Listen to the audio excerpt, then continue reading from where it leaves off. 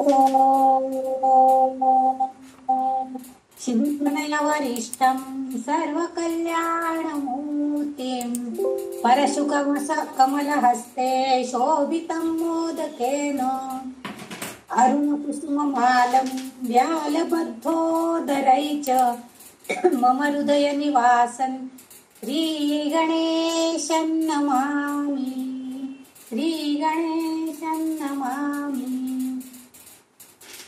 माते तुझ्या चरणी आश्रय देत्याम तेणेची नित्यमनी तुष्टी घडे प्रकामा लागो तुझ्या भजनी हे मनसाच नित्य याहून अन्य जगदंब न कांक्षी चित्त सर्वस्व तूच अमुचे जगदंब माते आम्ही तुझे प्रिय शिशूच दुजे न नाते वाटो कसाही गुणहीन सदा जनामी तू माय एक करिसी मम चोदनामी तू माय एक करिसी मम चोदनामी।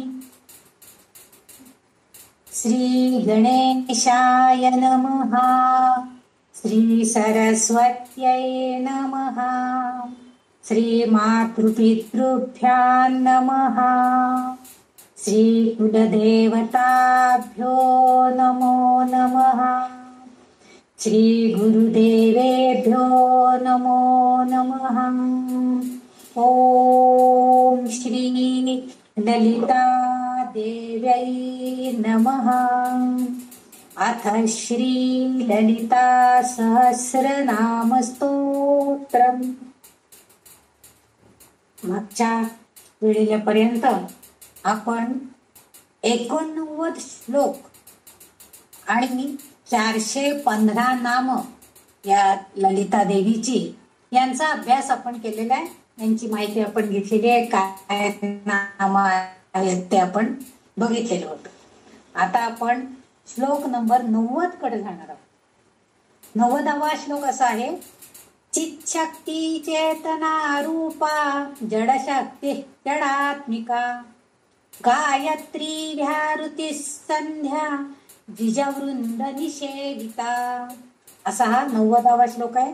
याच्यामध्ये 8 नावं आहेत आणि पहिलं जे नाम इथं उल्लेख केला गेलेला आहे ते म्हणजे चित्त शक्ती। आता चित्त म्हणजे शुद्ध आणि शक्ती म्हणजे चेतना किंवा ज्ञान। आपल्याला माहिती आहे की ललितांबिका सर्व स्वरूपामध्ये ती आपल्याला बघायला मिळते आणि त्यामुळं ती शुद्ध चेतनेच्या स्वरूपामध्ये ती अस्तित्वात आहे आणि जेथे तिच्या चेतना शक्तीच्या आनंदाचा उगम होतो तिथं आपोआपच शाश्वत किंवा सत चित आनंद या 3 गुणांनी युक्त असलेलं जे ब्रह्मज्ञान आहे ते या आपल्याला चैतन्य शक्तीमुळं मिळतं या जीवाला। त्यामुळे या जीवाला चिदात्मा चित आत्मा असं म्हणून सुद्धा ओळखलं जातं। म्हणजे तिला चिदात्म शक्ती म्हणजे तिच्याकडे चैतन्य शक्ती असल्यामुळं तिला ती चिदात्मा या नावानं सुद्धा ओळखलं जातं। आणि वैश्विक ज्ञान जेव्हा म्हणजे वैश्विक ज्ञान म्हणजे विश्वामध्ये संपूर्ण जे ज्ञान आहे ते एकीकडे वैयक्तिक स्वतःपुरतं म्हणजे आता समजा आपण जर सगळ्यांनी ठरलो आपल्या पुरतं फक्त अभ्यास करायचा, आपल्या पुरतं वाचायचं, लोकांना काही सांगायचं नाही, ते वैयक्तिक आहे। म्हणजे स्वार्थीपणा आहे तो वैयक्तिक खाजगी आपल्या पुरतं। पण वैश्विक म्हणजे हे विश्वची माझे घर असं म्हणण्याची वृत्ती आपल्याला यायला पाहिजे आणि वैश्विक ज्ञानामध्ये ते प्रतिबिंबित होतं। कारण ती जी ललिता माता आहे ती आपली जी चेतना शक्ती आहे ती सगळ्यांमध्ये देत असते, सगळ्यांना प्रतिबिंबित करत असते, सगळ्यांना देत असते आणि त्यामुळं शाश्वत सच्चित आनंद ती सगळ्यांना देते।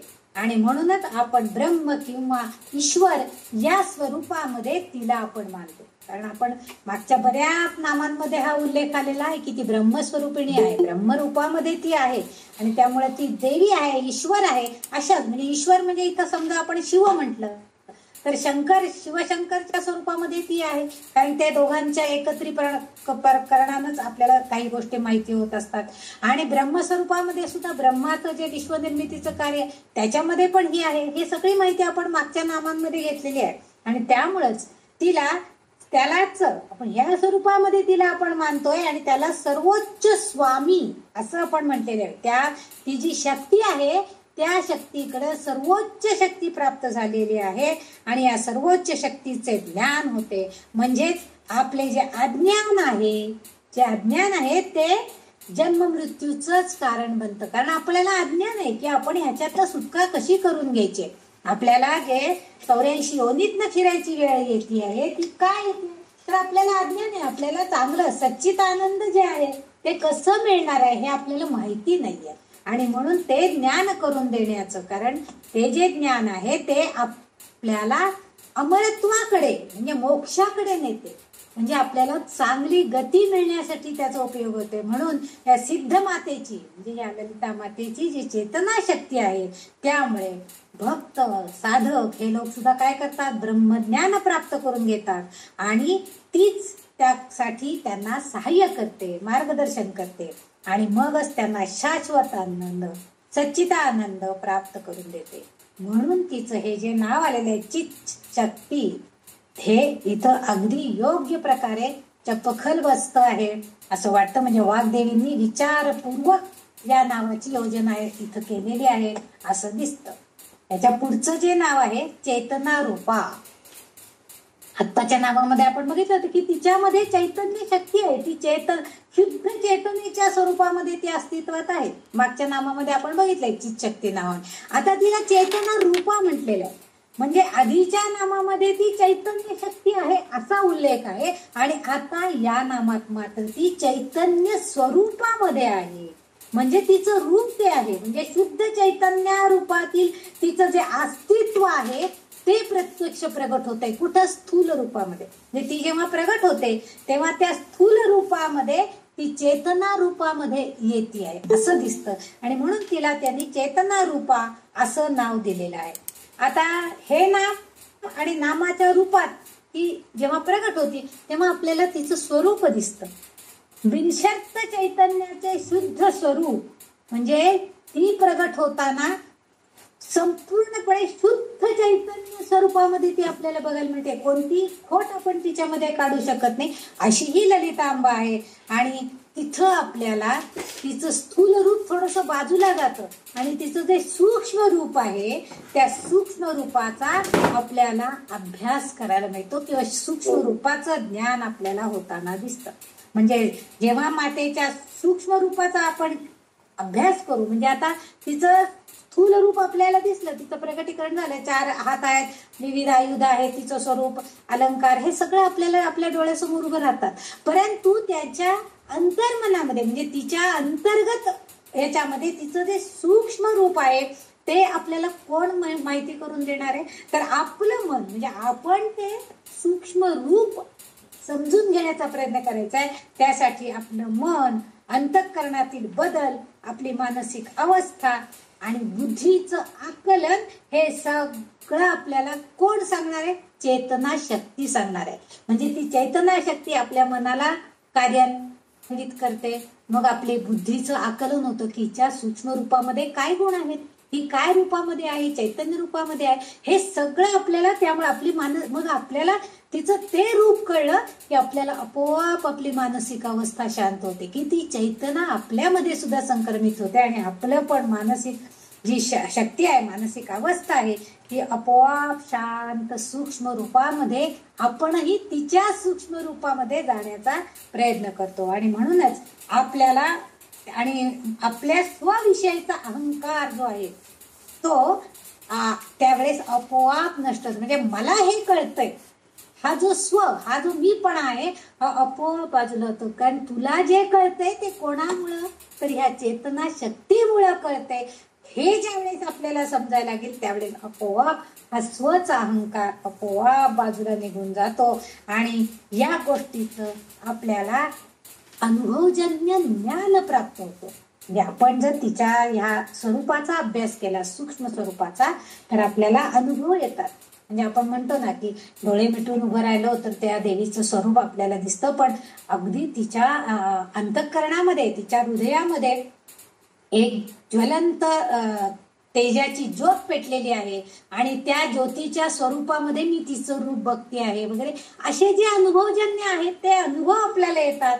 आणि ह्या गोष्टींचा अनुभव जेव्हा येतो तेव्हा आपोआप आपल्याला ते ज्ञान प्राप्त होतं. आणि म्हणजे आपल्यातलं अज्ञान अंधकार जो आहे, म्हणजे आपल्या अहमचा जो अज्ञान आहे, आपलं अहमचा, ते अज्ञान आपोआप दूर होतं. म्हणजे स्थूल स्वरूपात ती वस्तुनिष्ठ आणि प्रत्यक्ष अनुभवात आपण घेतो. वस्तुनिष्ठ स्वरूपामध्ये आपण बघा, या वस्तुनिष्ठ स्वरूपाचा अभ्यास करताना जर विचार केला तर स्थूल रूप असतं, त्या देवीला छान मुकुट घातलेला असतो, छान छान साडी दागिने सगळं नेसवलेलं असतं. आणि मग आपल्याला काहीतरी अडचण आली तर आपण काय करतो की त्या देवीकडं गाराणं घालायला जातो, मागणं मागायला जातो. आणि मग आपण हात जोडून उभं असतो आणि नेमकं एखादं फूल पडतं देवीच्या डोक्यावर. आपण म्हणतो हा देवीने कौल दिला, हा म्हणजे माझं काम आता होणार. म्हणजे चुकीच्या बाजूला, डाव्या बाजूला जर पडलं तर आपल्या मनात विचार असतात की डाव्या बाजूला जर पडलं तर आपलं काम होणार नाही, उजव्या बाजूला पडलं तर काम होणार. म्हणजे ही वस्तुनिष्ठता आहे. म्हणजे प्रत्यक्ष स्थूल स्वरूपामध्ये तिचं रूप आहे ते आपल्याला हे दाखवतं. परंतु सूक्ष्म रूपामध्ये जर आपण गेलो तर ते व्यक्तिनिष्ठ आहे. त्यावेळेस जगाचा अनुभव आपल्याला घेता येत नाही, तो फक्त आपल्या स्वतःला येतो. म्हणजे समजा आपण दोघी तिघी जणी जर बरोबर असलो तर इतरही म्हणतात हो हो तुझं काम नक्की होणार बघ, देवीनं कौल दिलाय. म्हणजे त्या वस्तुनिष्ठ स्थूल स्वरूपाचा अनुभव सगळेजण घेतात, पण जेव्हा ती ज्योती माझ्या हृदयामध्ये पण तशीच पेटली जाते किंवा तिचं जे ज्ञान मला मिळत आहे त्यावेळेस ते फक्त मी स्वतःच फक्त त्याचा अनुभव घेऊ शकते. आणि त्यामुळं ही चेतना रूप आहे असं म्हटलेलं आहे. म्हणजे तिचंच प्रतिबिंब म्हणजे स्थूल रूपातलं तिचं प्रतिबिंब हे माझ्या मनामध्ये कायम रूप, म्हणजे डोळे मिटले तरी सुद्धा, ती तिथं नसली तरी सुद्धा ते प्रतिबिंब कायम मनात ठसलेलं असतं आणि त्याला विमर्श रूप असंही म्हणतात. आणि जसं प्रतिबिंब जे प्रत्यक्ष देवी जसं कार्य करू शकते तसं प्रतिबिंब कार्य करू शकत नाही. आपण बघतो की समजा एखादी ज्योत पेटलेली असेल तर त्याची उष्णता पाण्यात पडलेल्या त्याच्या प्रतिबिंबानं ती उष्णता निर्माण होणार नाही, फक्त त्याचं प्रतिबिंब आपल्याला बघायला मिळेल. हे जसं अनुभवजन्य आहे तसं त्या विमर्श रूपामध्ये आपल्याला ते कार्य होतं. पण जेव्हा आपल्याला ती चेतना शक्ती, ती चेतना रूप आहे ह्याची जाणीव आपल्याला होती. आणि म्हणून ते तिचं रूप सुद्धा आपण चैतन्य रूप आहे असं म्हणतो. आपण बघतो नवरात्राच्या काळामध्ये इतकं सगळ्यांच्या घरी चैतन्यमय वातावरण असतं, सगळीकडे देवीची प्रतिष्ठापना झालेली असते, सगळ्यांच्याकडे आरत्या, नंतर नैवेद्य, सुग्रा जेवणाच्या भोजनाचे वास येत असतात, सुवास सगळीकडे असतो. म्हणजे ते जे चैतन्यमय वातावरण असतं त्यामुळं आपोआपच आपल्याला सुद्धा ती चेतना मिळते. म्हणून आपण म्हणतो ना की नवरात्रामध्ये जास्तीत जास्त हे सगळं का करायचं, तर ते आपल्यामध्ये प्रतिबिंबित होतं आणि आपल्याला त्याचा स्वाद सुद्धा घेता येतो. म्हणजे आपण आपल्या डोळ्यासमोरून त्या देवतेचं स्वरूप थोडंही हलू द्यायचं नाही, आपण सतत त्याच्या सानिध्यात राहायचं. म्हणजे आपोआप तिची ऊर्जा, ती चेतना शक्ती आपल्यामध्ये संक्रमित होते. म्हणून आपण म्हणतो ना काही काही देवळांमध्ये काही पूर्वी पुजाऱ्यांच्या बायका देवळात असायच्या नाहीत, परंतु आता पुजाऱ्यांच्या बायका पण देवळांमध्ये बऱ्याच ठिकाणी असतात. त्या ते ओटीचं घ्यायला म्हणा, काही प्रसाद द्यायला वगैरे. मग आपण म्हणतो किती भाग्यवान आहेत, त्या सतत देवीच्या सानिध्यात असतात. पण त्या देवीच्या सानिध्यात असताना त्यांचं मन देवीकडे असतं का, हा विचार आपण करायला पाहिजे. त्याऐवजी आपण 1-2-4 मिनिटं जरी देवीच्या त्या देवळाच्या, म्हणजे जिथं जिची ऊर्जा शक्ती पसरलेली आहे तिथं आपण 5 मिनिटं जरी ध्यान लावून बसलो आणि तिचं ध्यान आपल्या हृदयामध्ये साठवलं तरी सुद्धा ती नक्कीच ती चेतना शक्ती आपल्यामध्ये संक्रमित होते. आणि हेच गोष्ट ही चेतना शक्ती कशी आहे, तर शिवशक्तीचं ऐक्य आहे तिथं. म्हणजे बाह्य स्वरूपामध्ये शिव आणि शक्ती हे एकत्रित आले की आपोआप ते संक्रमित आपल्यामध्ये होणार आहेत आणि आपोआपच त्याचा प्रभाव सुद्धा आपल्यावरती पडणार आहे. आणि म्हणून ती चैतन्य रूप आहे, तर इथं चेतना रूप आहे. म्हणजे ती चेतना आपल्यामध्ये संक्रमित करते, आपल्याला सांगते की उठ, 5 वाजलेत, उठ, तुला आज अमुक एक कामं करायची आहेत ना, उठ, 5 वाजलेत. म्हणजे ही चेतना शक्ती आपल्याला कार्यान्वित करते, आपल्याला सगळं करायला भाग पडते. नाहीतर आपण आळशासारखं नको, आता काय एवढं काय काम नाही, आज काय विशेष, आज काय उपासच आहे, साबुदाणा भिजवलेला आहे, खिचडी केलं की झालं, बाकी काही करायचं नाही. म्हणजे आपल्याला पण ही जर शुद्ध चेतना शक्ती जर आपल्यामध्ये संक्रमित झालेली असेल, आपण तिचं ध्यान करत असू, तर ती चेतना रूपी शक्ती आपल्यामध्ये येते आणि आपण सुद्धा तेवढंच. त्यामुळं तुम्ही काही स्त्रिया असतात, काही पुरुष पण असतात, म्हणजे संत महात्मे जे असतात, त्यांच्या चेहऱ्यावरती आपल्याला एक प्रकारचं असं त्यांचं रूप बघितलं की आपल्याला एकदम समाधान वाटतं. त्यांच्या चेहऱ्यावरती एक प्रकारचा तेजस्वीपणा, एक तेज असतं. हे का आलेलं असतं, तर त्याला कारण ही ध्यानधारणेमुळे आलेली चेतना शक्ती असते आणि त्यामुळे ते उजळून निघाल्यासारखे दिसतात. मग तसं आपण ह्या ललिता मातेचं, ह्या आईचं जर आपण ध्यान केलं तर आपोआपच आपण सुद्धा तिच्या ह्या चेतना शक्तीनं सुद्धा उजळून निघू आणि आपलं जीवन सुद्धा चांगलंच उजळलं जाईल, म्हणजे आपल्याला चांगल्या प्रकारे कार्य करता येईल. म्हणून तिचं हे चेतना रूपा हे नाव या वाग्देवींनी इथं उल्लेख केलेला आहे. आणि पुढचं जे आहे, पुढचं ते 417 नंबरचं नाव होतं. आता 418 नंबरचं तिच्या नामाचा आपण विचार करणार आहोत. म्हणजे पाठीमागची जी 2 नावं आहेत, चित्शक्ती आणि चेतना रूपा, दोन्हीही एकमेकाला पॅरलल आहेत. म्हणजे एकावर दुसरा अवलंबून, दुसऱ्यावर पहिला अवलंबून, असे दोन्ही एकसारखेच आहेत, फक्त त्यांनी वेगवेगळ्या स्वरूपामध्ये आपल्याला सांगितलेले. आता तिसरं जे नाव आहे या श्लोकामधलं, जडशक्ती. जडशक्ती, जड म्हणजे काय आपल्याला माहितीये. जड म्हणजे काय हो, की जे स्थूल आहे, हलवू शकत नाही आपण, अशी जी शक्ती आहे ती जडशक्ती म्हणतो आपण त्याला. म्हणजे सृष्टीच्या निर्मितीमध्ये ही श्री माता जी आहे ही कारणीभूत आहे. आपण म्हणतोच तिला की निर्मिती करण्यामध्ये, म्हणजे ब्रह्मदेव जसा सृष्टीची निर्मिती करतोय त्याच्यामध्ये ही माझी ललिता माता, ही अंबिका देवी, ही सुद्धा त्याला सहाय्यकारी आहे. कारण त्या निर्मितीच्या प्रकृतीमध्ये ती ऊर्जा, तिची जी ऊर्जा आहे तिचा उल्लेख, म्हणजे ती ऊर्जा सुद्धा कार्यान्वित होते आणि मगच विश्वाची निर्मिती होते. आता ह्या जडशक्तींची निर्मिती करतात किंवा ही शक्ती आपली जेव्हा सृष्टीची निर्मिती करते, ह्या प्रक्रियेमध्ये 2 ऊर्जांचा उल्लेख केला गेलेला आहे. एक ऊर्जा आहे ती निर्जीव ऊर्जा, म्हणजेच जडशक्ती म्हटलो आपण त्याला, आणि दुसरी जी आहे ती स्पंदन ऊर्जा. म्हणजे दोन्हीही ऊर्जा सर्जनशीलच आहेत, पण एक आहे सगुण ब्रह्मसृष्टी आणि या निर्मितीमध्ये दोन्ही. आणि जेव्हा ब्रह्मदेव जेव्हा सृष्टीची निर्मिती करत असतो त्यावेळेस सगुण ब्रह्म, सगुण म्हणजे आपल्याला सगुण साकार रूपामध्ये ते दाखवते. ते कसं आहे, हे रूप कसं आहे, बाबा ही व्यक्ती आता ही आशा कशी आहे, तर ती अमुक स्वरूपामध्ये आहे, ती गोरी आहे, काळी आहे, असं आपण सांगतो. किंवा देवीचं स्वरूप बघितलं तर ती देवी कशी आहे, तर ती छोटीशीच आहे पण तिचा चेहरा मात्र मोठा आहे, असं वगैरे अशी रूप आपण तिची सांगत असतो. ही जी आहे ही आहे निर्जीव स्वरूपामधली ऊर्जा, म्हणजे जडशक्ती आहे. परंतु ही जडशक्ती स्पंदन, दुसरी जी शक्ती आहे, ऊर्जा शक्ती आहे, ती स्पंदन ऊर्जा असं म्हणते. एक निर्जीव ऊर्जा आणि एक स्पंदन ऊर्जा. तुम्हाला याच्यासाठी एक उत्तम उदाहरण म्हणजे जेव्हा नवरात्रामध्ये अष्टमीला एक भाताच्या मुखवट्याची लक्ष्मी उभी करतात. म्हणजे बहुतेक सगळ्यांना माहिती आहे, कोकणस्थांच्यात तरी त्याचं अष्टमीची पूजा असते आणि बऱ्याचशा ठिकाणी ती उभी करतात, तर त्याच्या दर्शनाला आपण जातो. तर जेव्हा तो भाताचा मुखवटा तयार केला जातो तेव्हा तो मुखवटा तयार करताना तो खरं तर तो निर्जीव आहे, त्याच्यामध्ये काही आहे का, म्हणजे आपण ते स्थूल अशा भाताच्या लगद्याने आपण तो मुखवटा तयार करतो. परंतु जेव्हा त्यामध्ये ऊर्जा, म्हणजे आपण तिला आवाहन करतो की हे देवी तू आता याच्यामध्ये वास्तव्य करण्यासाठी ये, असं जेव्हा आवाहन करू तेव्हा ती स्पंदन ऊर्जा त्या शरीरामध्ये म्हणजे तिच्या त्या चेहऱ्यावरती जेव्हा आपण तो चेहरा बघतो तेव्हा तो इतका तेजस्वी आणि तेजपुंज दिसत असतो, कारण ती स्पंदन ऊर्जा तिच्यामध्ये संक्रमित झालेली असते.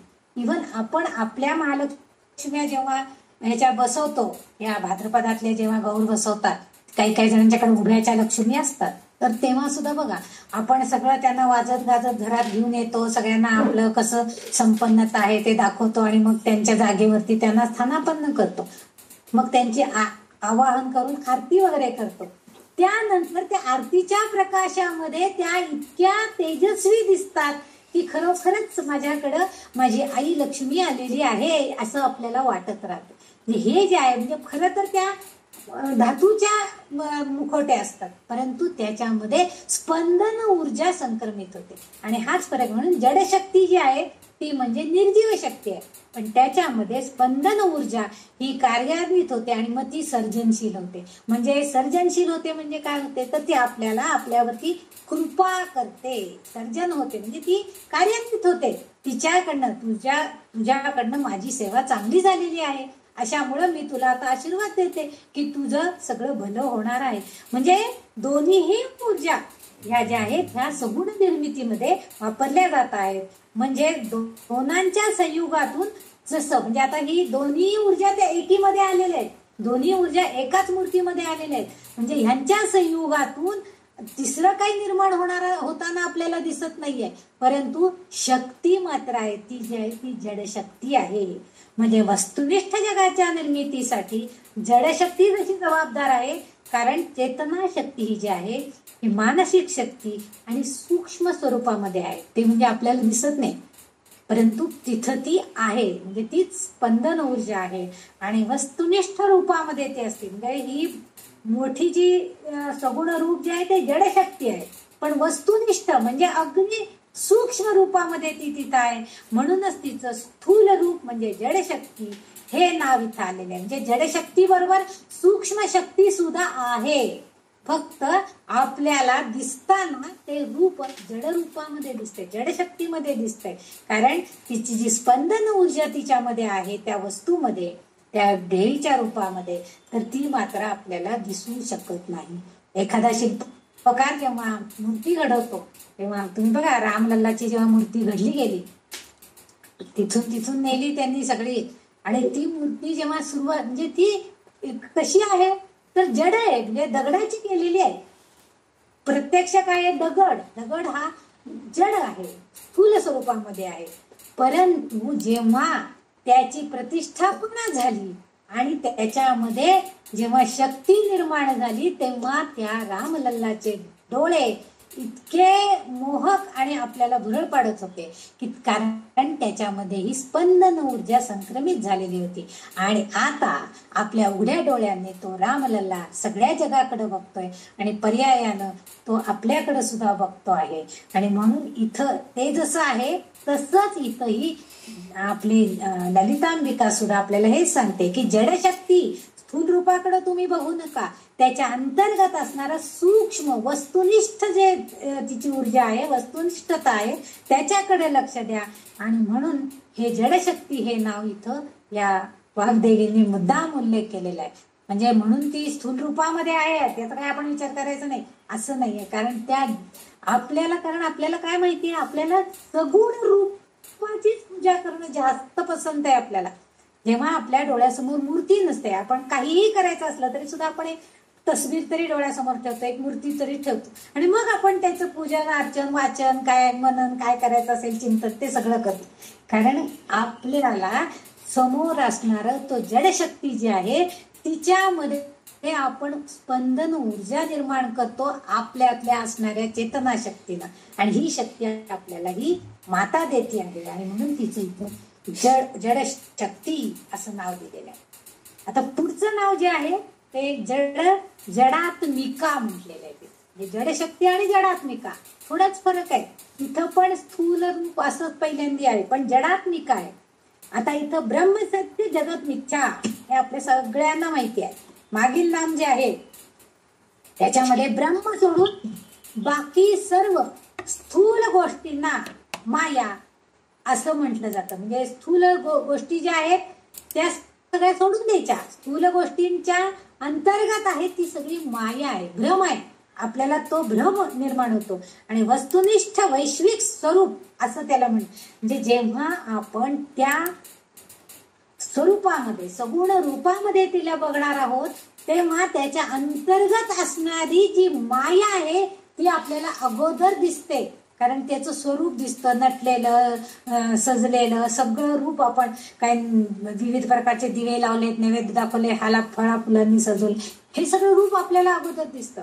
परंतु त्याच्या पलीकडं म्हणजे त्याच्या पलीकडे ह्या मायेच्या पलीकडं जे आत्मज्ञान आहे किंवा जी आत्मिक शक्ती आहे ती म्हणजे जडात्मिका. म्हणून तिला आत्मिका म्हटले. जड आत्मिका, स्थूल देहामध्ये आत अंतरंगात असणारी, आत्मस्वरूपामध्ये असणारी ही देवी आहे, हिची शक्ती आहे असं म्हटलं जातं. म्हणजे विश्वातील सभोवतालच्या वस्तूंमधून आपल्याला ज्ञान मिळते.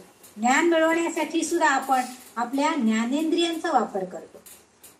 त्या वस्तूंमधूनच आपल्याला ज्ञानही प्राप्त होईल. पण सर्व जड वस्तू एके दिवशी नष्ट होतात, कारण त्या भौतिक दृष्ट्या अस्तित्वात असतात. बघा, आपण सुद्धा बऱ्याच वस्तू आपण वापरत असतो, परंतु काही कालांतरानं त्या वस्तू थोड्याशा बिघडतात, नष्ट होतात, आपल्याला टाकून द्याव्या लागतात आणि नवीन तरी आणाव्या लागतात. म्हणजे त्यांचं ज्ञान आपल्याला आपले ज्ञानेंद्रिय करून देतात की ही वस्तू याच्यासाठी उपयोग आहे. आता मिक्सर आहे, तो मला बारीक करण्यासाठी उपयोगाला आहे. अमुक एक आहे फूड प्रोसेसर, त्याच्यामध्ये कणिक मळण्यासाठी तो उपयोगाला आहे. हे सगळं आपल्याला ते ज्ञान करून देतात, आपण त्याचा वापर करतो. पण एक ना एक दिवस ही जड स्वरूप जे आहे, ते स्थूल स्वरूप जे आहे ते नष्ट होणार आहे, हे नक्की आहे.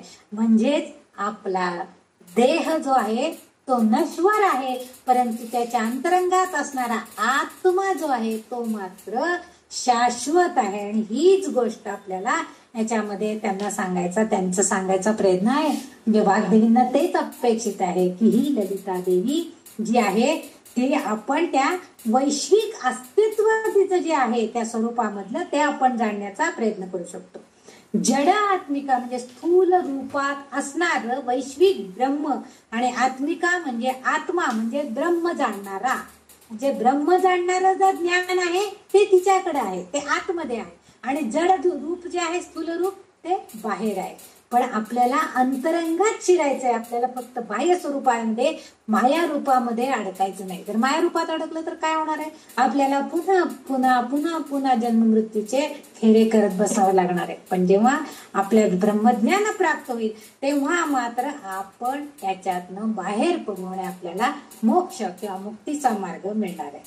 आणि व्यक्ती म्हणून तुम्ही एकच असता, पण ब्रह्म मात्र काय करतं, तो करताय, तो आपल्याकडनं करून घेतो.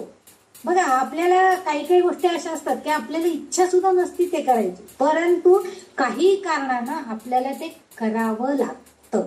कारण आपल्यावरती इतकं म्हणजे दडपण येतं की नाही, आज मी जर आज नैवेद्य केला नाही तर माझ्या देवांना कसं नैवेद्य पोहोचेल. शरीर साथ देत नसतं, हातपाय दुखत असतात, आंघोळ सुद्धा करावीशी वाटत नसते. पण नाही, आज शुक्रवार या देवीला नैवेद्य करायला पाहिजे.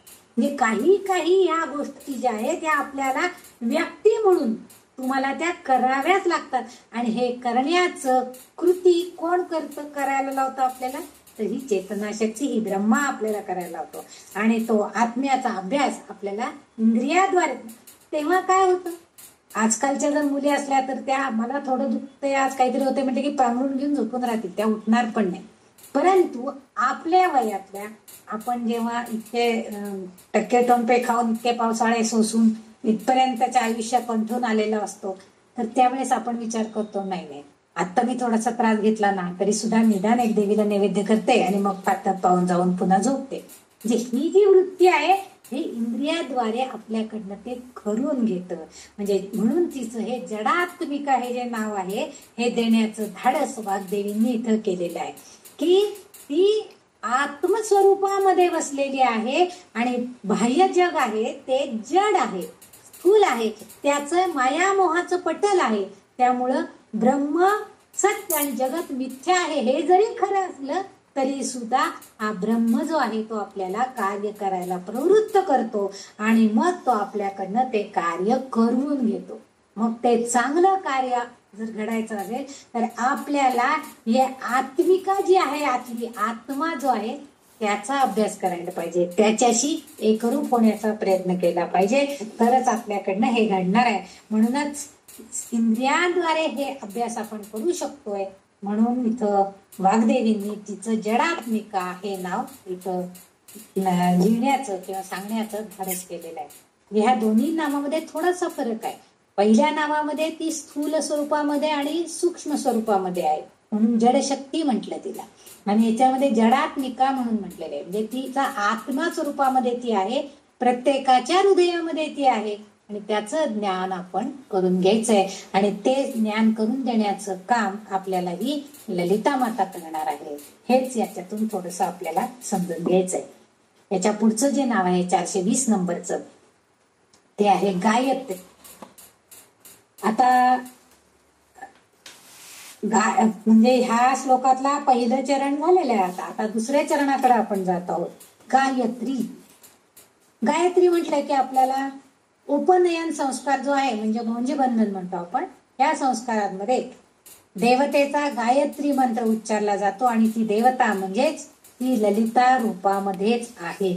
गायत्री मंत्राच्या रूपात आणि उच्चारणात देखील श्री माता ही आहे. गायत्री ही ललितांबिकेच्या अनेक प्रकटीकरणापैकीच एक आहे, म्हणजे ही पण एक देवीच आहे. गायत्री सुद्धा देवीच आहे आणि प्रकटीकरणामध्ये ही माता आपल्याला दिसते. या जगात जे काही आहे ते म्हणजे गायत्री देवी आहे. आणि गायत्री देवी ही आपल्या हिंदू धर्मातील एक देवी म्हणून म्हटले जाते. महर्षी विश्वामित्रांनी तिचा उल्लेख असा प्रथम केला की ब्रह्मदेव निर्मित स्त्री देवी आणि त्यांची पत्नी आहे असंही म्हटलं जातं. आणि हिचा मंत्र म्हणजे ही ब्रह्मदेवाची पत्नी आहे, देवी आहे, हिंदू धर्मामधली ही एक महत्वाची देवी आहे. उपनयन संस्कारामध्ये हिला फार महत्व प्राप्त झालेलं आहे. आणि हिचा जो मंत्र आहे तो मंत्र असा आपण म्हणतो, ओम भूर्भुवः स्वः तत्सवितुर्वरेण्यं भर्गो देवस्य धीमहि धियो यो नः प्रचोदयात्.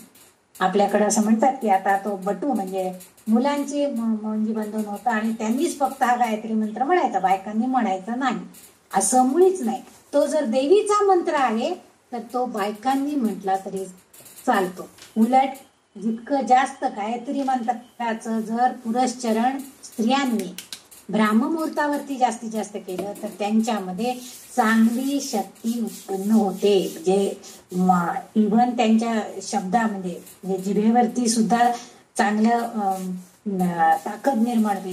म्हणजे जिभेला सुद्धा त्यांच्या वाचेमध्ये सुद्धा एक प्रकारची शक्ती निर्माण होते. आणि त्यामुळे ह्या मंत्राला अतिशय महत्व आहे. बरेचसे कारण हे जे आपल्याकडं ह्याचे क्रियाकर्म करणारे जे लोक असतात, जे म्हणजे आपण काय म्हणतो त्याला, एखाद्या मरणोत्तर जे कार्य करतात ते जे सगळे संस्कार करणारे जे लोक, पौरात्य करणारे जे लोक करतात ना, तर त्यांना प्रत्येक दिवशी पहाटे उठून ह्या गायत्री मंत्राचं पुरश्चरण करावं लागतं. कारण त्यांच्यामधल्या चांगल्या शक्तीचा ऱ्हास होतो. कारण ते दुसऱ्यांचं पिंडदान क्रिया वगैरे त्यांच्याकडनं करून घेत असतात, ते मंत्र म्हटले जात असतात त्यांच्याकडनं. परंतु गायत्री मंत्राचं पुरश्चरण केलं तर त्यांची शक्ती अबाधित राहते. कारण त्यांना आपली सगळी शक्ती घालवायची नसते. ते जे पौरात्य करणारे भिक्षू भटजी असतात ते रोज सकाळी पहाटे उठून पुरश्चरण करतात. मोठमोठे साधूंचा जरी अभ्यास केला, संतांचा जरी अभ्यास केला तरी सुद्धा ते सुद्धा कमीत कमी 108 वेळा तरी हा मंत्र उच्चारण करतात. म्हणून आपण आपल्या मुलांना, पूर्वी कसं मुंज झाली की गुरुकुलामध्ये वगैरे पाठवायचं असं असायचं, पण त्या मुलांच्या मुखामधून हा जर मंत्र म्हटला गेला तर त्यांच्या वाचेला सुद्धा सिद्धी प्राप्त होते असं आहे. म्हणून या मंत्राला सुद्धा महत्व प्राप्त झालेलं आहे. ही जी देवी आहे गायत्री देवी, ही हंस पक्षाचा आपले वाहन म्हणून उपयोग, म्हणजे हंस जो पक्षी आहे तिच्यावरती ही देवी आपलं प्रवास करत असते, ती त्याचं वाहन म्हणून उपयोग करते. ही गायत्री माता म्हणजेच आपल्या ललितांबिकेच्या रूपामध्ये आहे. सर्व शक्ती रूपांची आधारभूत देविका देवी म्हणून ही मानली गेलेली आहे.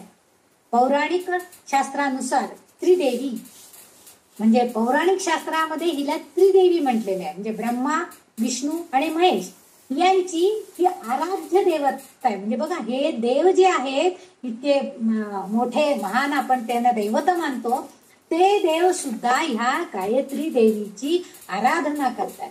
सगळ्या देवता तिला म्हणूनच गायत्री माता असं संबोधतात. गायत्री देवी म्हणत नाहीत, तर गायत्री माता म्हणतात.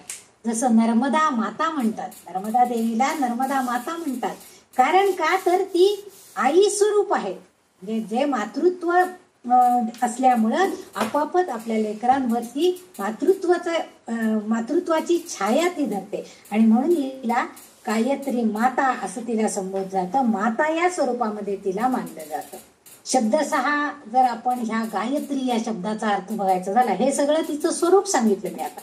त्या शब्दांचा अर्थ बघायचा झाला तर तिचा जो पहिला शब्द आहे गाय, गाय म्हणजे गोमाता, आणि त्रि म्हणजे तीन देवींचा एकत्रित अवतार.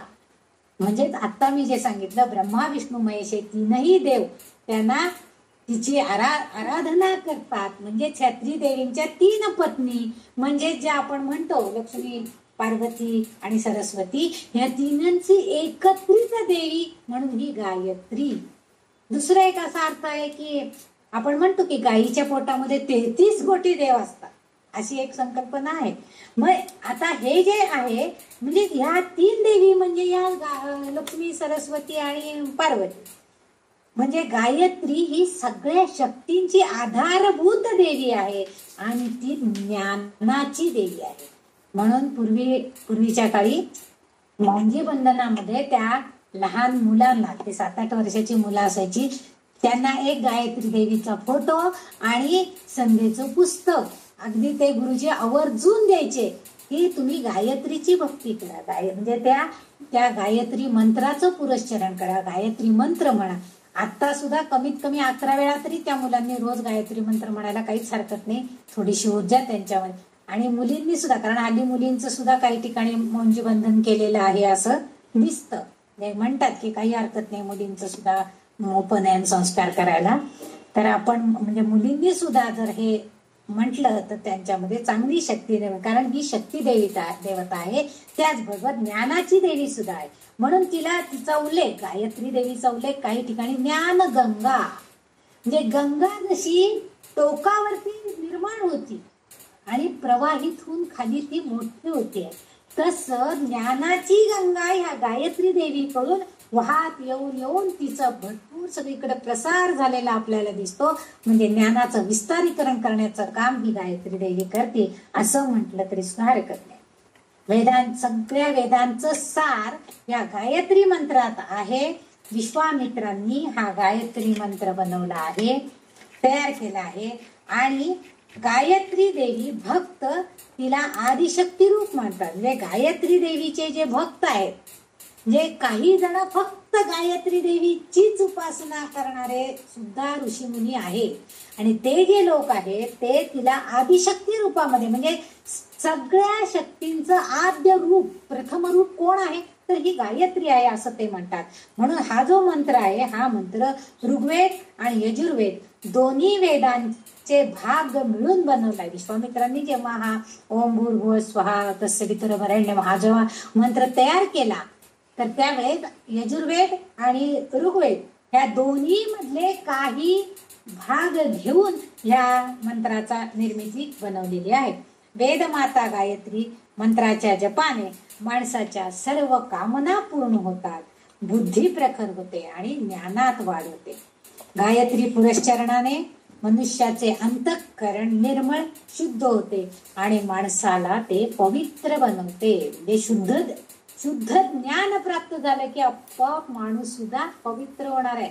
त्यामुळे तिच्या पुरस्चरणानं पुन्हा पुन्हा गायत्री मंत्राचा जप केल्यानं तो माणूस पवित्र आणि शुद्ध बनतो. असा महिमा ज्या देवीचा गायत्रीचा आहे, तिचे सर्व गुण. आता यात हिचं नाव का गायत्री पडलं तर हे जे सगळं तिचा महिमा मी आता सांगितला, तसं ते सगळे गुण आमच्या ललितांबिकेमध्ये दिसत आहेत. आणि म्हणूनच वाग्देवींनी तिच्यासाठी गायत्री हे संबोधन वापरलेले आहे. आपण जो आपल्या ललिता देवीचा जो कयेई लरीम हसकह लरीम सकल लरीम हा जो मंत्र वगैरे म्हणतो त्या मंत्रामध्ये सुद्धा तेवढी ताकद आहे जसं गायत्री मंत्रामध्ये आहे. म्हणजेच हिचे गुण आणि ललितांबिकेचे गुण आणि गायत्री देवीचे गुण एक सारखे आहेत, म्हणून तिला गायत्री स्वरूपामध्ये आहे असं म्हटलं जातं. आणखीन एक असं आहे की गायत्री देवीच्या बाबतीमध्ये एक कथा सांगितली जाते. पद्मपुराणामध्ये म्हणतात की ब्रह्मदेव अग्निविधी म्हणजे यज्ञ करत होते आणि सरस्वतीला त्यांनी आणलं नव्हतं.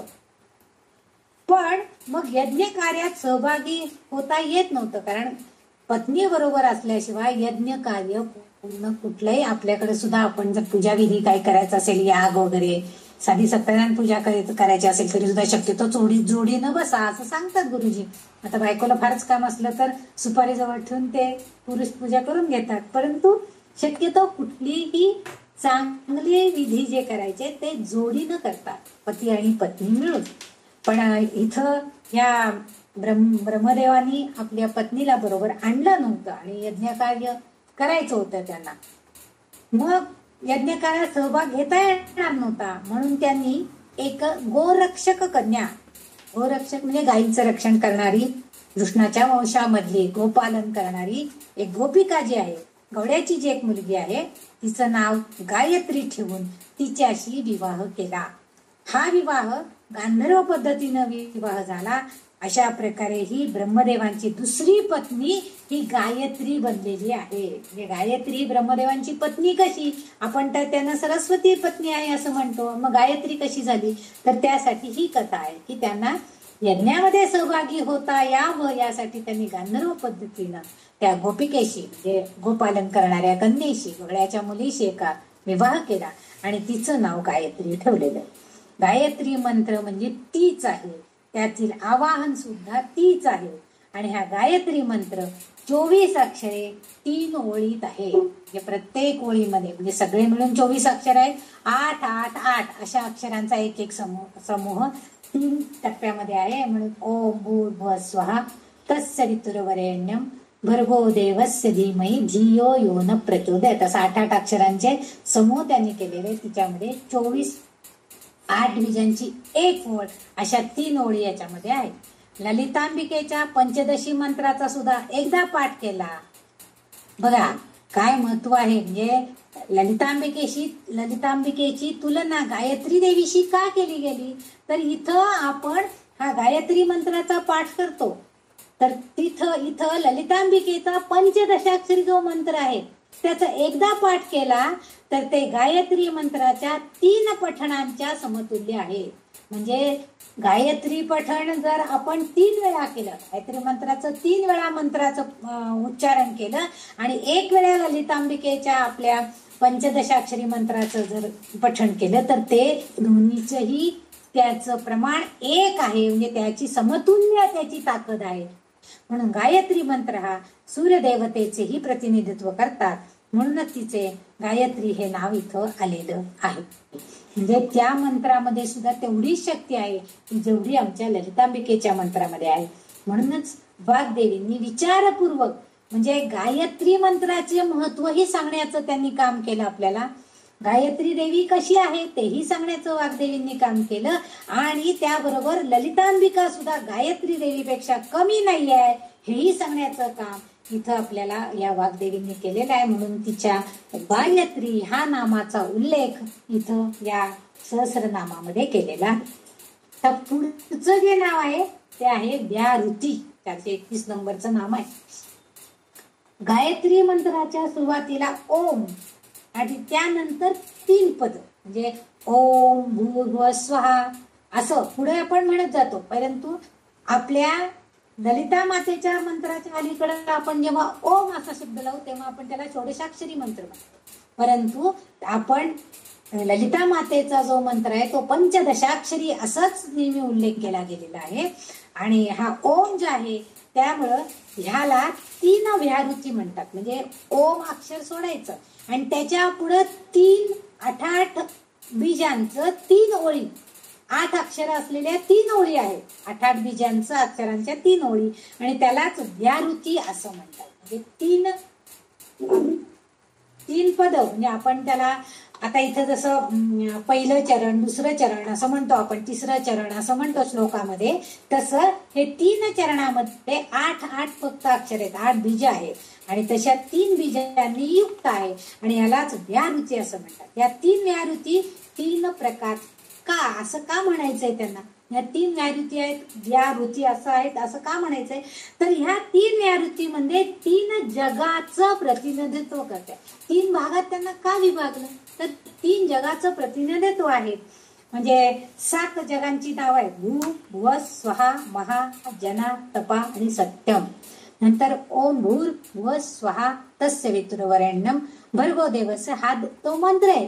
गायत्री मंत्रामध्ये हे आहे, पण त्याच्या अगोदर भू, भुव, स्वहा, महा, जना, तपा, सत्यम ही 7 अशी जग आहे. म्हणजे जगाचं प्रतिनिधित्व करणारी ही देवता आहे. म्हणजे गायत्री देवता सुद्धा जगाचं, सुरुवातीला ओम म्हणून ती या 3ही जगाचं प्रतिनिधित्व जणू काही करते आहे. आणि ते करताना तिच्या ज्या मंत्राचे 3 भाग केलेले आहेत, ते 3 म्हणजे 3 जग आहेत, आणि त्याचं प्रतिनिधित्व तिने केलं, म्हणून तिला व्याहृती या नावानं संबोधलं गेलेलं आहे. आता इथं पहिल्या 3घांना महान व्याहृती म्हणतात. म्हणजे भूर भुव स्वहा, इथं पहिले 3 भू, भुव, स्वहा हे जे आहेत 3चा पहिला जग, तर त्याला महान व्याहृती म्हणतात. ओम हा प्रणव शब्द ब्रह्माचं पहिलं रूप आहे. आणि ओम मध्ये काय अक्षर आहेत? ओम या अक्षरामध्ये अ, उ आणि म. ओम उच्चार करताना अ, उ, म चा नाद, आणि ह्यामध्ये म हा जो आहे हा नादबिंदू आहे. म्हणजे ओम करताना आपण त्या नादबिंदूचा उल्लेख आपण करतो. म्हणजे ध्वनीचं प्रगटीकरण झालेलं असतं. म्हणजे ध्वनी आणि ध्वनीचे प्रगट न झालेलं रूप म्हणजे हे पुढचे जे त्यांचे 8 बीजाक्षर आहेत ते आहेत. म्हणजे पहिलं अक्षर जे आहे ते प्रणव रूप आहे, ओम हे त्यांनी त्याला जोडलं ओम मध्ये, आणि मग पुढचं जे आहे ते सगळं काय आहे, त्याच्यामध्ये नाद होत नाही. पहिल्यामध्ये मात्र ध्वनीचा नाद होता. आणि या प्रगटीकरणाला वाणीची उत्पत्ती म्हणतात, आणि या विश्वाच्या 3 जगांचे ते प्रतिनिधित्व करतात. म्हणजे ओम ह्या उच्चारणाबरोबर ध्वनीची निर्मिती होते. म्हणजे या जगाच्या प्रगटीकरणामध्ये वाणीची उत्पत्ती ह्या व्याहृतींमुळे होती आहे. गायत्री मंत्र 3 वेदांचा, म्हणजे जसं 3 जग आहेत तसं त्याच्यामध्ये 3 वेद सुद्धा आहेत. म्हणजे ऋग्वेद, यजुर्वेद, सामवेद यांचेही 3, या 3ही वेदांचं याच्यामध्ये उल्लेख केले गेलेला आहे. या गायत्री मंत्रामध्ये हे 3 वेद सुद्धा त्याच्यामध्ये अंतर्भूत झालेले दिसत आहेत. कारण अथर्ववेद हा जो आहे हा वेद नंतर जेव्हा लोकांना समाजामध्ये जेव्हा कार्यकारण करायची प्रवृत्ती निर्माण झाली त्यावेळेस अथर्ववेदाचा अभ्यास सुरू झाला. परंतु मूळ जे वेद आहेत ते सगळे ऋग्वेद, यजुर्वेद, सामवेद या 3 मध्येच आपल्याला बघायला मिळतात. आणि 3 लोक म्हणजे 3 टप्पे आहेत. हे 3 जग जी सांगितली की 7 जगांची नावं आहेत हे प्रतिनिधित्व करतायत या गायत्री मंत्रामध्ये. तर तिथं हे 3 टप्पे जे आहेत 8 शब्दांचे, ते चेतनेचे सुद्धा 3 टप्पे असलेले आपल्याला बघायला मिळतात. चेतनेचे 3 टप्पे म्हणजे 3 लोक म्हणजे 3 जग, म्हणजे भूव, भूर आणि भुवा. पहिलं जे आहे भूर भुव स्वहा असं आपण जे म्हणतोय, तर याच्यामध्ये भूर म्हणजे चेतनेची खालची पातळी, भुवा म्हणजे चेतनेची सामान्य पातळी, आणि स्वहा म्हणजे स्वर म्हणजे चैतन्याची उच्च पातळी. म्हणजे चेतना शक्ती जी आहे त्या चेतनेचं पातळी स्वरूपामध्ये हे 3 जग निर्माण झालेली आपल्याला बघ. पुढचा ह्या गायत्री मंत्राचा जो भाग आहे तो आहे तस्य वितुर म्हणजे निर्माता, आणि वरेण्यम म्हणजे सर्वोच्च, भर्गो म्हणजे प्रकाशमय रूप, भर्गो देवस्य धीमहि असं त्याचा पुढचा भाग आहे. भर्गो म्हणजे प्रकाशमय रूप, आणि देवस्य म्हणजे ब्रह्म. आता इथं देव म्हणजे देवरूप नव्हे, ब्रह्मरूप. आणि धीमहि म्हणजे ध्यान, म्हणजे प्रकाशमय स्वरूपाचे ध्यान जो करतो तो हा गायत्री मंत्र आहे. म्हणजे जो करणारा असतो तो आपोआपच त्या गायत्री मंत्राचा उच्चारण करतो आणि तो त्याचा स्वामी बनण्याचा प्रयत्न करतो. तिसरं जे पद आहे त्याच्यामध्ये धियो यो न प्रचोदयात असा भाग आहे. आता इथं धियो म्हणजे मनातील बदल, यो म्हणजे ब्रह्म आणि ना म्हणजे आपले प्रचोदय प्रवृत्त करणे. आता मी हे भाग पुन्हा एकदा सांगते, म्हणजे जर कोणी गायत्री मंत्राचा अर्थ आपल्याला मिळतोय तर आपण कोणी लिहून घेत असलं तर त्यांना काही राहिलं असलं तर त्यांच्यासाठी मी पुन्हा एकदा हे तिन्ही गोष्टी सांगते. गायत्री मंत्रामधल्या जो पहिल्या 8 अक्षरांचं जो आहे व्याहृती जी आहे पहिली, ते 3 जग म्हणजे भू म्हणजे चेतनेचे टप्पे आहेत. भूर, भुवन आणि स्वहा असे 3 शब्द आहेत. भूर म्हणजे चेतनेची खालची पातळी, भुवा म्हणजे चेतनेची सामान्य पातळी आणि स्वहा म्हणजे स्वर म्हणजे चैतन्याची उच्चतम पातळी म्हणजे ज्याच्यामध्ये ध्वनी निर्माण होतात. दुसरा जो टप्पा आहे तो म्हणजे तस्य वितुर वरेण्यम हे शब्द आहेत. तस्य वितुर म्हणजे असं निर्माण करणारा म्हणजे निर्माता, आणि वरेण्यम म्हणजे सर्वोच्च म्हणजे सगळ्यात चांगलं काय असेल ते निर्माण करणारा असा त्याचा अर्थ आहे. पुढचा जो तिसरा टप्पा आहे या गायत्री मंत्राचा भर्गो देवस्य धीमहि, तर त्या तिसऱ्या टप्प्यामध्ये प्रकाशमय रूप आहे जे त्या स्वरूपाचे जे सगळेजण ध्यान करतात ते लोक म्हणजे देव ऋषी ब्रह्म ऋषी हे जे आहेत हे सगळेजण भर्गो देवस्य धीमहि, धीमहि म्हणजे ध्यान आणि भर्गो म्हणजे प्रकाशमान रूप. आणि तिसरं पद जे शेवटी दिसतंय धियो यो न प्रचोदयात, या 3 गोष्टींमध्ये धियो यो न प्रचोदयात मध्ये आपल्याला धियो म्हणजे मनातील बदल, आणि म्हणजे आपल्या मनामध्ये काय होतं की ह्या मंत्राच्या पठणानंतर काही मानसिक बदल झालेले दिसतात, म्हणजे आपली प्रवृत्ती बदलती.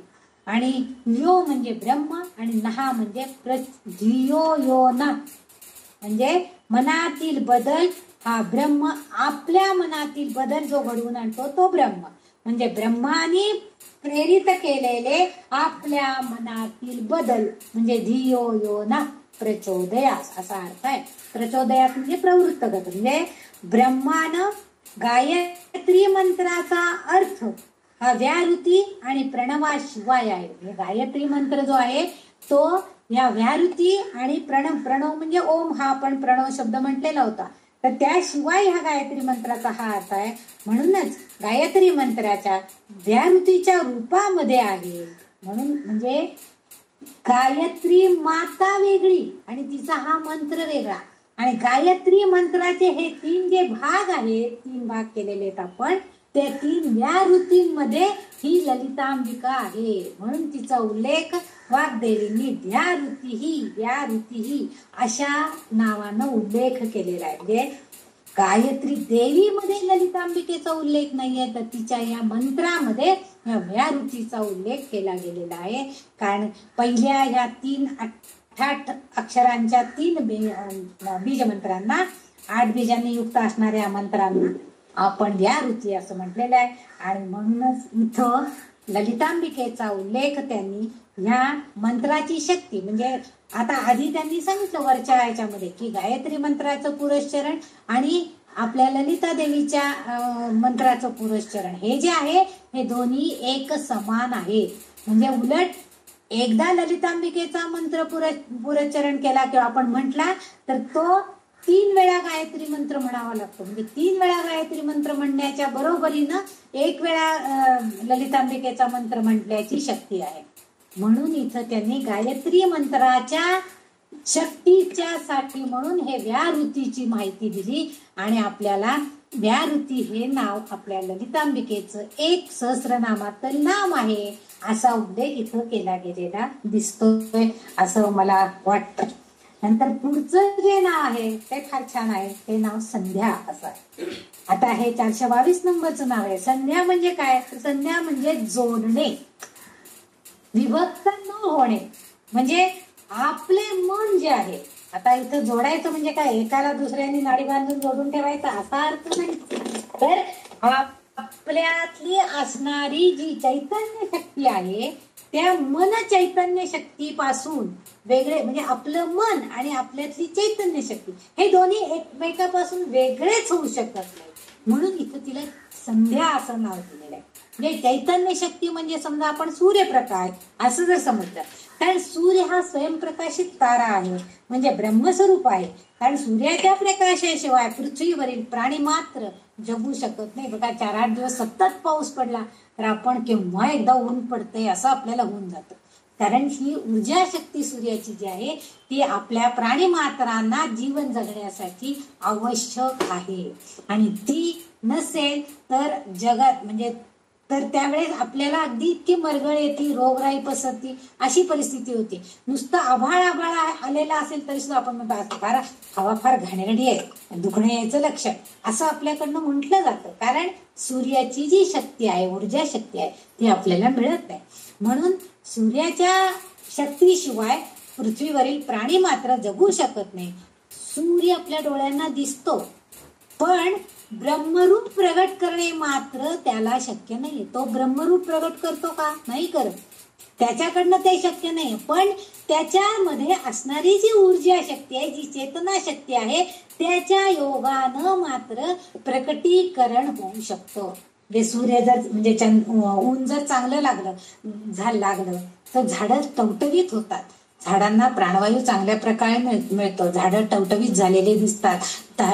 समजा छोटेसे कोंब उभारून आलेले असतील तर ते तरारून येतात. ही सगळी जी शक्ती आहे ही कोण देतं? म्हणजे प्रत्यक्ष प्रकट सूर्य ते करू शकत नाही, परंतु त्याच्यात असणारी ऊर्जा मात्र हे प्रकटीकरण करतं. म्हणून सूर्य आणि सूर्यकिरणे याविषयी विचार केला तर सूर्य ब्रह्म आहे असे मानले तर सूर्यकिरण ही सृष्टीच्या विविध रूपांचा संदर्भ म्हणजे संध्या होय.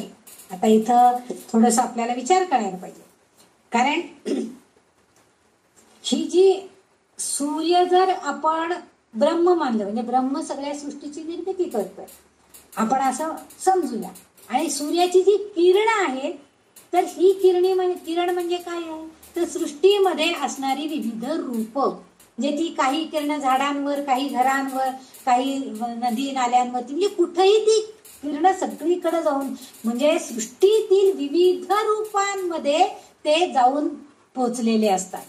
कळ्या फुलांमध्ये ते फुललेले असतात, म्हणजे एखादी कळी ती सूर्याचे किरण त्याच्यावर पडले की लगेच उमलायला लागते. ही विविधता आपल्याला त्या सूर्य किरणांमध्ये म्हणजे त्याचा संदर्भ या संदेशी आहे.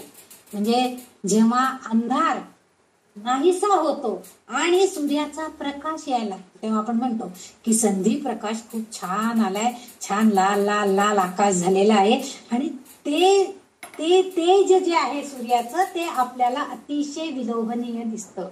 म्हणूनच आपण सगळेजण कन्याकुमारीला सनसेट आणि सनराईज बघायला का जातो तर ते जे सूर्याचं तेज आहे ते आपल्याला डोळ्यात साठवून घ्यायचं असतं. आणि ती जी किरणांची अवस्था आहे, त्याचा जो रंग आहे, त्याची जी शक्ती आहे ती शक्ती म्हणजे संध्या शक्ती होय. म्हणजे सूर्य उगवताना आणि सूर्य मावळताना या दोन्ही वेळेला आपल्याला ही शक्ती बघायला मिळते. म्हणजे संध्या समय आपण म्हणतो, म्हणून संध्याकाळ म्हणून टाकतो आपण की आता कोणती वेळ आहे, संध्याकाळची वेळ आहे असं आपण सांगतो. म्हणजे काय तर सूर्य अस्ताला जायची वेळ आहे. सूर्य आता त्याची ऊर्जा संपणार आहे, तो तिथून नाहीसा होणार आहे, अंधार पडायला लागणार आहे. परंतु सूर्य मावळून अंधार होण्याचा जो थोडा शेवटचा काळ आहे त्याच्यामध्ये सुद्धा सूर्य लाल रुंद आपल्याला दिसतो आणि तो प्रकाशमान झालेला दिसतो. आणि म्हणून हे संध्या समय जो आहे तो सकाळचा आणि संध्याकाळचा. सकाळच्या वेळेला सुद्धा त्यांनी संधी प्रकाश असं त्यावेळेस संबोधलेलं आहे, संध्याकाळच्या वेळेला सुद्धा संधी प्रकाश असंच नाव दिलेलं आहे. म्हणजे दोन्हींना जोडणारा दुवा, म्हणजे अंधाराला आणि उजेडाला दोन्हींना जोडणाराच काम कोण करतं तर हा संध्या प्रकाश म्हणजे संधी प्रकाश करतो.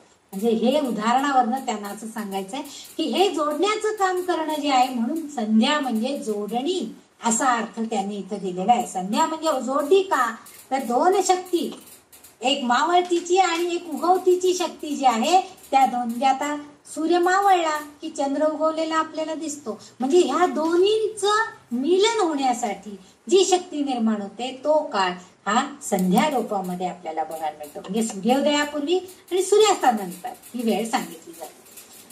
आणि म्हणूनच असं म्हटलं जातं, म्हणून सगळे लोक सांगतात की सूर्य उगवतीच्या वेळेला म्हणजे लहान मुलांनी तरी निदान सूर्य डोईवर आल्यावर झोपू नये असं का सांगितलं जातं, तर त्यावेळेस जो प्रकाश असतो त्याच्यामध्ये आपलं मन फार लवकर स्थिर होतं. म्हणूनच मोठे मोठे ऋषी मुनी का बरं पहाटे उठून, नाहीतर काय दिवसभर त्यांना काय काम असतं, नुसतं ध्यानधारणा करणं हेच काम आहे असं आपण जर म्हटलंय समजा चेष्टेनं, तर परंतु नाही, तरी सुद्धा ते पहाटे उठून किंवा संध्या समयाला संध्याकाळच्या वेळेला दिवे लागणीच्या वेळेला ध्यानधारणा करायला का बसतात, तर त्या काळामध्ये आपले मन लवकर चांगले स्थिर होते. बाह्य प्रेरणांचा प्रभाव आपल्यावरती त्यावेळेस कमी होतो. म्हणजे बाह्य प्रेरणा एक तर शांत वेळ असती थोडीशी, म्हणजे बाकीचा गोंगाट कोलाहल सगळेजण जागे झालेले नसतात, आवाज नसतात, अशा वेळेला फक्त पक्ष्यांचा किलबिलाट आपल्याला अगदी माफक स्वरूपामध्ये ऐकू येत असतो. आणि आपण जर ध्यानधारणेला बसलेला असलो तर आपल्याला नक्कीच ध्यान चांगलं लागतं, समाधी अवस्था प्राप्त होते. आणि म्हणून इथं बाह्य प्रेरणांचा अभाव, आपण संध्याकाळच्या वेळेला दिवे लावण्याचं काम सुद्धा का करतो, तर सूर्य अस्ताला गेलेला असतो, त्यामुळं काय होतं की अंधार यायला लागलेला असतो. त्या अंधाराचा नाश करण्यासाठी आता आपल्याकडे बटन दाबले की लगेच झगझगाट सगळीकडे ट्यूब लाईट सगळं लागलेलं असते, पण पूर्वीच्या काळी तसं नव्हतं. त्यामुळं मग कसं दिवे लागण्याच्या वेळेला देवा पुढे दिवा लावा, तुळशी पुढे दिवा लावा, माझघरात दिवा लावा, अंगणात दिवा, हे का करत होतो आपण, तर तो अंधार नष्ट, म्हणजे ह्यात जोडण्याचं काम जे आहे हा प्रकाश करत असतो. आणि तो प्रकाश म्हणजेच ही संध्या असं त्यांना म्हणायचं, ही जोडणी करण्याचं काम आहे. येथे आणखीन एक अर्थ आहे की इथं विभक्त होणे म्हणजे आपले मन ब्रह्मासोबत एकरूप होऊन मायेचे आणि भ्रमाचे वाईट परिणाम नष्ट करतात. इथं आणखीन एक गोष्ट आहे की संध्या समय म्हणजे जे जारण मारण करणारे जे लोक आहेत ते जास्ती करून संध्याकाळच्या वेळेला ह्या गोष्टी जास्त करत असतात, रात्रीच्या वेळेला 12 वाजेपर्यंत, काही जण 12च्या पुढे सुद्धा. कारण का, तर त्यावेळेस सूर्याची ऊर्जा शक्ती नसते, त्यामुळं त्यावेळेचं जे वातावरण आहे तेव्हा ह्यांच्या वाईट शक्तींचा प्रभाव लवकर सगळीकडे पडतो. आणि म्हणून ते लोक काय करतात, त्यावेळेस आपल्या हे काम धारण मरणाचं जे काम आहे त्यांचे जे मंत्र आहेत ते म्हणण्याचा प्रयत्न करत असतात. परंतु आपल्याला जर हे करायचं नसेल तर आपण त्यावेळेला म्हणजे संध्या समयाला आपण काय करायचंय, एकरूप व्हायचा प्रयत्न करायचा ब्रह्माची. म्हणून आपण शुभम करोती म्हणतो, देवाची स्तोत्र म्हणतो. का म्हणतो, तर आपल्याला आपोआप आपल्या भोवतीचे मायेचं पटल निर्माण होणार असतं, वाईट शक्तींनी ते आपोआप नाहीच होतं. समजा आपण चांगली रामरक्षा म्हणत असू, एखादी वाईट शक्ती जरी एखादी आपल्या जवळून जाणार असेल तरी सुद्धा त्या रामरक्षेचं कवच आपल्या भोवती असल्यामुळे ती वाईट शक्ती आपल्यावरती परिणाम करणार नाही. आता काही वेळेला ही गोष्ट आपण लक्षात घेतली पाहिजे की जर समजा आपण जरी बाहेर असलो तरी सुद्धा आपल्याला कळतं की सूर्य अस्ताला गेलाय, म्हणजे संध्याकाळ झालेली आहे, आणि आपण कमीत कमी थोडा वेळ तरी देवाचं नाव घ्यावं, रामरक्षा म्हणायला मनातल्या मनात सुरू करावी. म्हणजे आपोआप समजा एखादं वाहन आपल्यावरती अगदी धडक द्यायला आलेलं आहे तरी सुद्धा आपण मुखानं रामरक्षा म्हणत असतो आणि आपोआप आपलं त्याच्यातनं संरक्षण केलं जातं, रक्षा केली जाते, ते कवच आपली रक्षण करतात. म्हणूनच आपण त्यावेळेला स्तोत्र नाम भगवंताचं स्मरण हे आपण करायचं आहे. इथं संध्या म्हणजे ललिता देवी, आता इथं संध्या समयी तिला ललिता देवीला शिवाची गतीच ऊर्जा शक्ती प्राप्त होते. म्हणजे संध्या समयाला काय होतं तर शिव आणि शक्ती एकरूप होतात आणि कार्यान्वित गतीच ऊर्जा म्हणजे कार्यान्वित प्रवाही शक्ती प्राप्त होते. आणि मग ती आपल्या भक्तांच्या हृदयामध्ये जाऊन त्यांना सगळ्यांना सांगते की अरे तुम्ही आता देवाचं नाव घ्या, देवाजवळ दिवा लावा, काहीतरी स्तोत्र म्हणा, चांगलं नामस्मरण करा, हे सगळ्याची प्रेरणा ती आपल्याला द्यायला लागते. म्हणून ह्या ललिता देवीला जास्त महत्व त्यांनी दिले. संध्येचं आणखीन एक गोष्ट अशी आहे की ही ब्रह्मदेवाची कन्या आहे असं म्हटलं जातं. कारण ब्रह्मदेवाच्या धारणेच्या काळामध्ये तिचा जन्म झाला आहे आणि तिनं सुद्धा सर्वोच्च तपश्चर्या केली आहे. म्हणजे संध्या ही जी देवी आहे तिनं सर्वोच्च तपश्चर्या केली आणि तपश्चर्या केल्यावरती अरुंधती म्हणून तिचा पुनर्जन्म घेण्यासाठी तिने नश्वर देह, त्यामुळं संध्या ही देवी प्रत्यक्ष आपल्याला या ब्रह्मदेवाची कन्या म्हणून दिसली नाही, परंतु त्या संध्येचा जन्म झाल्यानंतर तिने पुरश्चरण करून सर्वोच्च तपश्चर्या केली आणि पुनर्जन्म घेतला. अरुंधती या नावानं आपल्या देहाचा आधी त्याग केला आणि दुसरा जो जन्म तिला मिळाला तो अरुंधती म्हणून झाला आणि ऋषी वशिष्ठांची ती पत्नी बनलेली आहे. आकाशामध्ये दिसणारे जे सप्तर्षी आहेत त्या ताऱ्यांची, त्या नभमंडळातील 7 तारे त्यापैकी एक वशिष्ठ म्हणजे सगळ्यात श्रेष्ठ जे ऋषी होते त्यांची पत्नी म्हणून ही संध्या म्हणजे अरुंधती जी आहे ती म्हणजे संध्या बनलेली आपल्याला माहिती काही पुराणांच्या कथांमध्ये दिसते. आणखीन एक अर्थ याच्यामध्ये आहे की कुंडलिनी जी शक्ती आहे त्या कुंडलिनीच्या अभ्यासामध्ये इडा, पिंगला, सुषुम्ना नाडी या तिन्हींचे, इडा, पिंगला, सुषुम्ना या ज्या 3 नाडी एकत्रित आपल्या आज्ञाचक्रामध्ये एकत्रित होतात आणि त्या स्थानाला सुद्धा संध्या असंच म्हणतात. कारण संध्या म्हणजे जोडणे आणि ते कार्य ललिता माता इथे करताना दिसते. म्हणजे आपल्याला माहितीये की कुंडलिनी शक्ती जागृत होताना ललिता माता बऱ्याच वेळेला आपल्याला दिसतंतू तनी अशी वगैरे असं आपण काही श्लोकांमध्ये बघितलेलं आहे. त्या बारीक शायेच्या सुद्धा ती वरती कुंडलिनीच्या शक्ती जागृत करताना आपल्याला दिसते. आणि म्हणून ललिता मातेला हे नाव देण्यात आलेलं आहे कारण ती जोडण्याचं काम करते. येथे ललिता माता ते जोडण्याचं काम करते म्हणून तिचा उल्लेख संध्या म्हणून केलेला आहे. म्हणून तिला ध्यानाची देवता असा सुद्धा उल्लेख केलाय. संध्या या नावामध्ये ध्यानाची देवता म्हणजे नामस्मरण जास्तीत जास्त करून ध्यानामध्ये एकाग्रता होण्यासाठी जे गुण हवेत ते सगळे या संध्या नामामध्ये आहेत आणि ते आपल्या ललितांबिका आपल्याला देते, त्याची जोडणी करून देते. आपल्याला आपलं मन आणि आपल्या अवस्था जी आहे मानसिक अवस्था आहे त्याच्यापासून बाजूला जाऊच देत नाही. बाह्य प्रेरणांमध्ये आपण आकर्षित होत नाही आणि म्हणून ती जोडणा करण्याचं काम ही ललितांबिका करते. म्हणून तिचं इथं संध्या या नावाचा उल्लेख म्हणजे संध्या या देवता नावाचा ध्यानाची देवता म्हणून सुद्धा उल्लेख इथं आलेला आहे. आता पुढचं जे आहे ते एक नाव असं आहे 423 द्विज वृंद निषेविता. द्विज वृंद निषेविता. आता द्विज म्हणजे ब्राह्मण म्हणजे ब्रह्मज्ञान जाणणारे.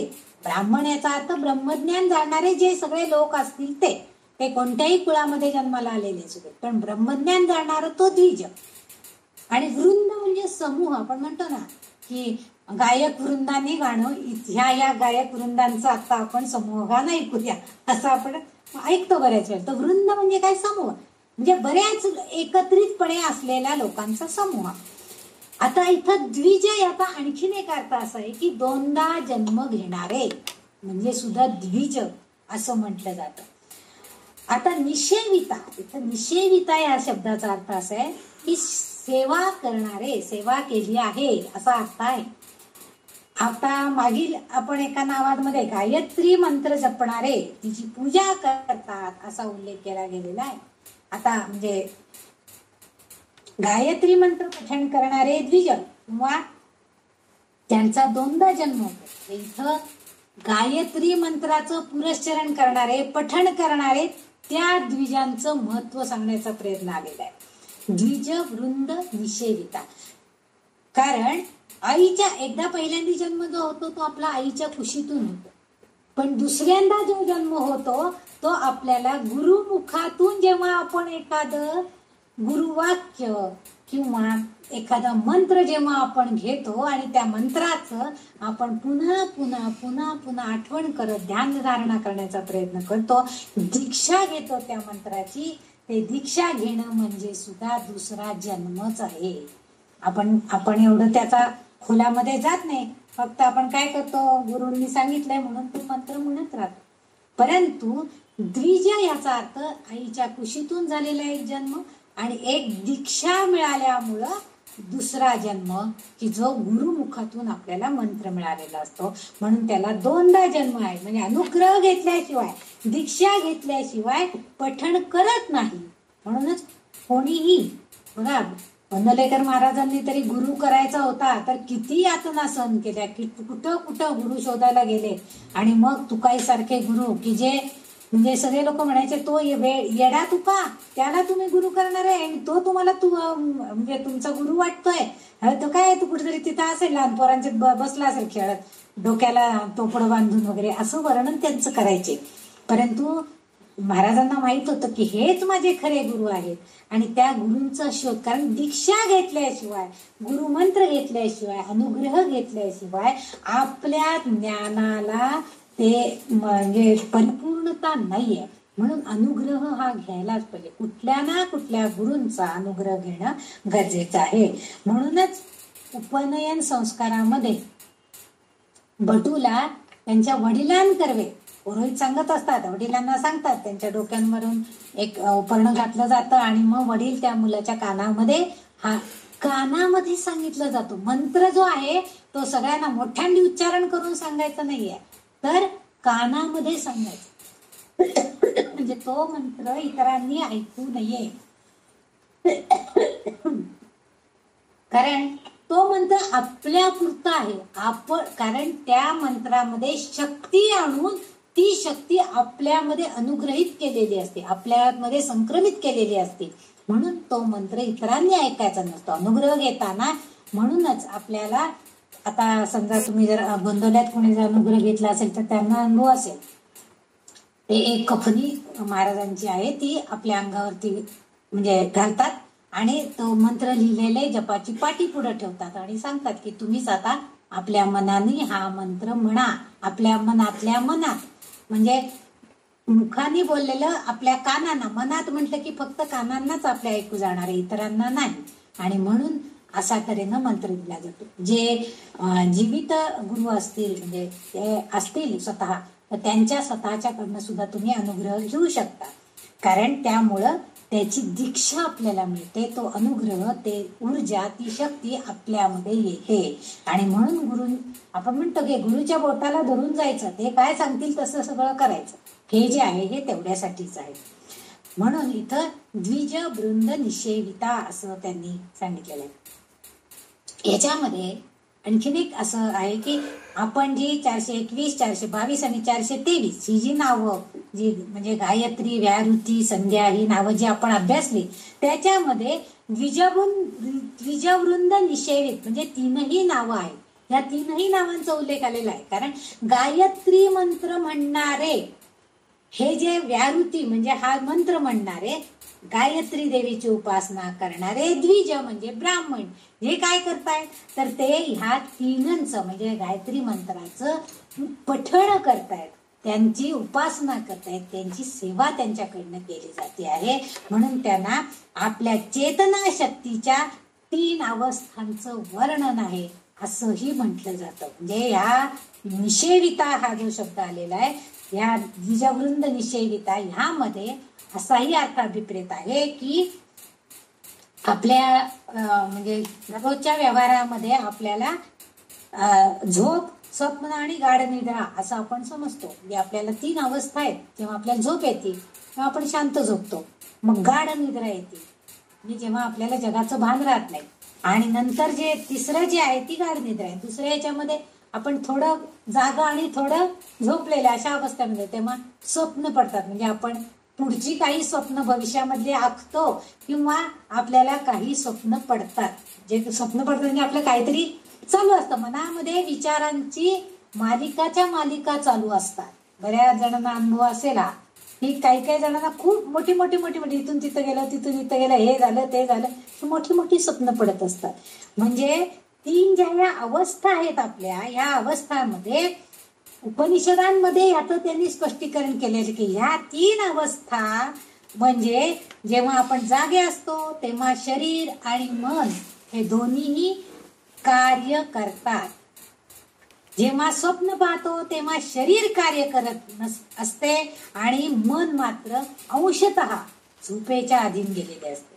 आणि गाढ झोपेच्या अवस्थेमध्ये मात्र मन आपलं कार्य करणं थांबवतो. आणि अशा झोपेमध्ये आपण आत्म्याशी एकरूप होऊ शकतो. म्हणजे तेव्हाच अशा गाढ झोपेमध्ये. आणि बघा तुम्ही, आपण नेहमी असं म्हणतो की पहाटे पडलेलं स्वप्न खरं असतं. का बरं असं आहे? कारण त्यावेळेस आपल्याला गाढ झोप लागलेली असती. म्हणजे आपण त्या आत्म्याशी, ब्रह्मरूपाशी एकरूप होऊ शकलेला असतो. आणि त्यामुळं त्यावेळेस आपल्याला ज्या काही सूचक अशा स्वप्न जे काही आपल्या डोळ्यासमोर दिसतं ते खरं होतं असं आपण नेहमी म्हणतो. म्हणजे मन अंशतः गाढ झोपेच्या अवस्थेत असते आणि मन मात्र कार्य करणं थांबवतो आणि आत्म्याशी आपण एकरूप होतो. म्हणजे त्यावेळेची जी अवस्था आहे ती आपली थोडीशी बेशुद्ध अवस्था असते. म्हणजे आपली वैयक्तिक चेतना त्यावेळेस वैश्विक चेतनेमध्ये निघून गेलेली असते. विशुद्ध अवस्थेमध्ये काय होतं? वैयक्तिक चेतना म्हणजे वैयक्तिक माझ्यामध्ये असणारी जी चेतना शक्ती आहे ती विश्वामध्ये संक्रमित होऊन गेलेली आहे. त्यामुळेच आपलं शरीर निचेष्टित पडलेलं असतं. आपल्याला कशाचंही भान नसतं. भले कोणी किती रडू दे, ओरडू दे, काही होऊ दे, तेव्हा आपल्याला गाढ झोप लागलेली असते. आपल्याला जराही जाग येत नाही.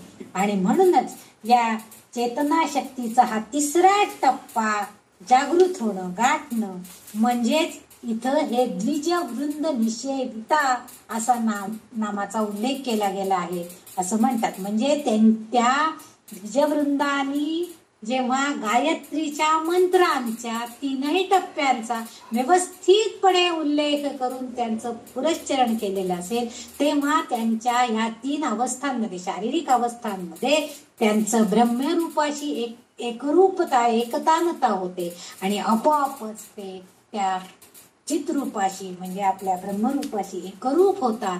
आणि ही सगळी शक्ती आपल्याला ही ललितांबिका देते आहे.